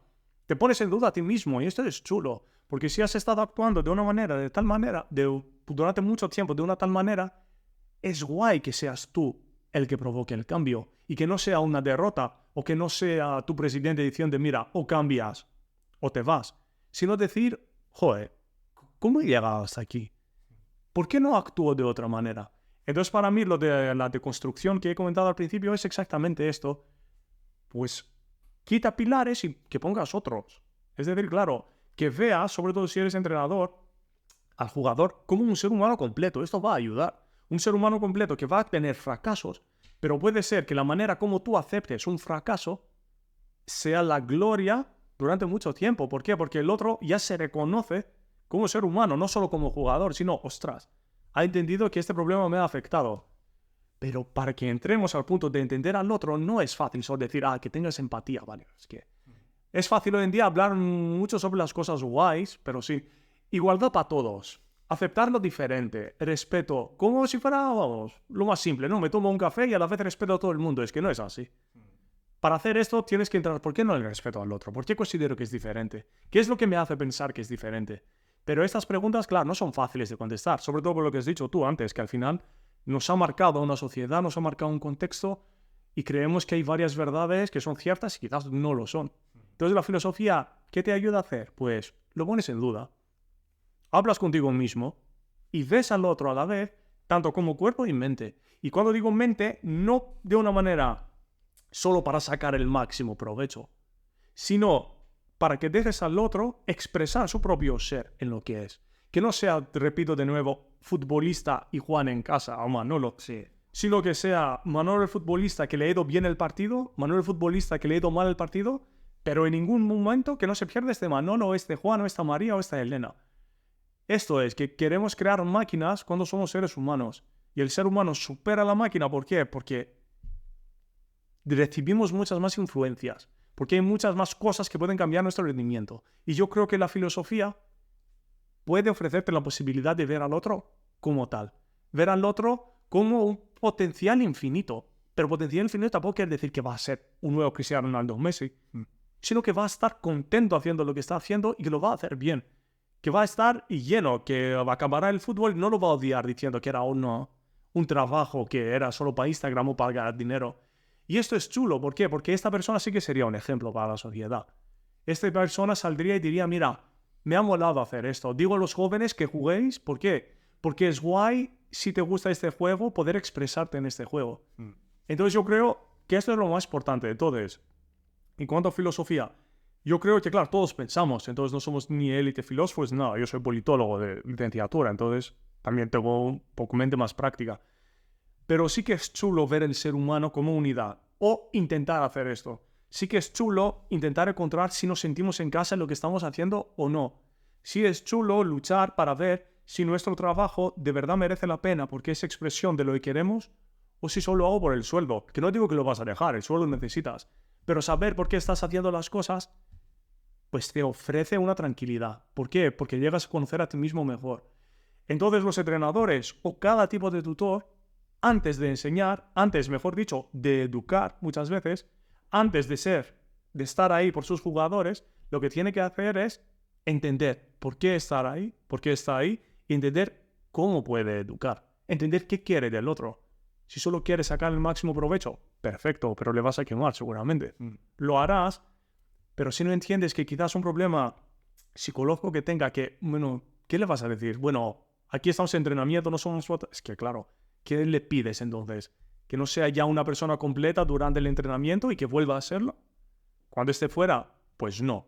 Entonces lo que digo, no va a ser lo mejor, pero más importante que sacar el máximo provecho, más importante que ganar, es crear personas que pueden triunfar en la vida, pero en otro sentido. No ganando un partido, sino el triunfo de verdad es salir contento de un partido, hayas ganado o no, porque sabes que lo has dado todo siendo tú mismo.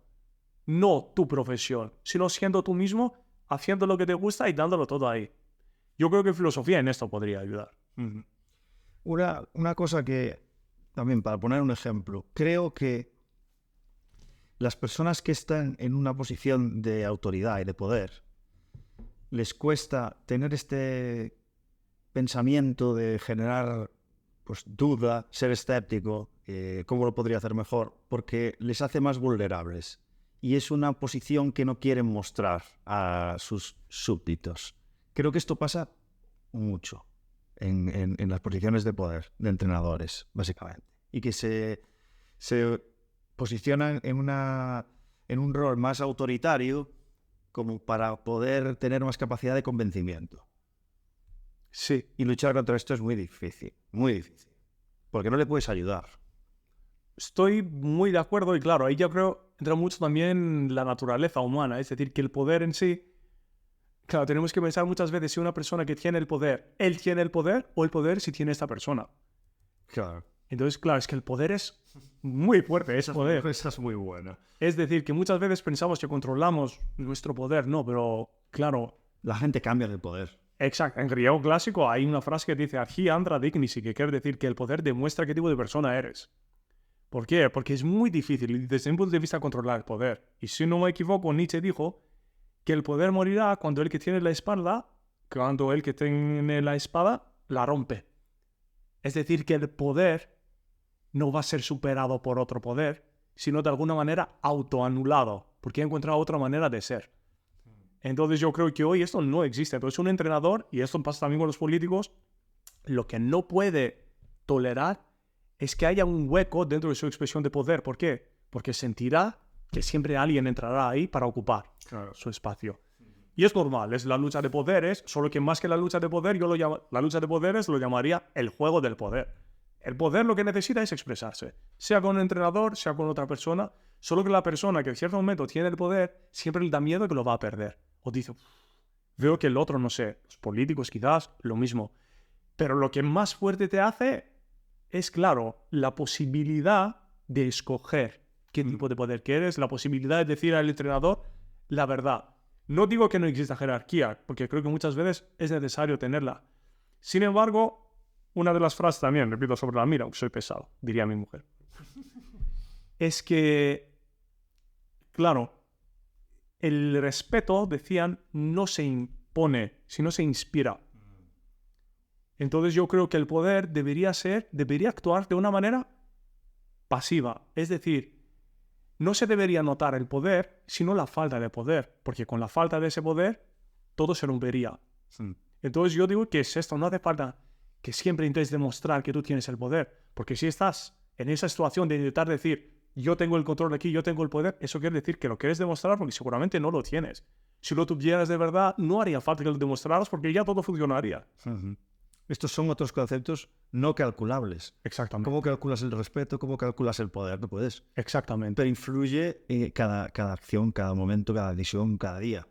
Totalmente de acuerdo en cada contexto y son conceptos chulos. El respeto, es decir, la dignidad. ¿Cómo dices lo que es la dignidad? O no sé, por ejemplo, lo que siempre me ha gustado en el fútbol y en el baloncesto, en cualquier deporte, es el fair play. Porque es como, digamos, una luz, ¿no? Dentro de este juego quizás que tienes que ganar, haces un fair play cuando no te ofrecen nada. Es decir, hablando de una manera... Que a nivel resultadista. Eso, que te podría incluso... Joder, pero yo creo que digo, ostras, esto es muy guapo. ¿Por qué? Porque ahí sí que ves algo superior. O no me acuerdo ahora qué equipo era que decidió no perder un equipo de fútbol contra los nazis y les mataron todos. Es que claro, ahí ya ves que el deporte es más que un deporte. Hostia, cuéntame este. Esto yo creo sí, madre, no sé si era Estrella Roja, cuál era el equipo, pero era un equipo que tuvo que jugar contra el equipo de fútbol de los SS y les pidieron que perdieran el partido y no lo hicieron, y ganaron. Y les mataron todos al final. What?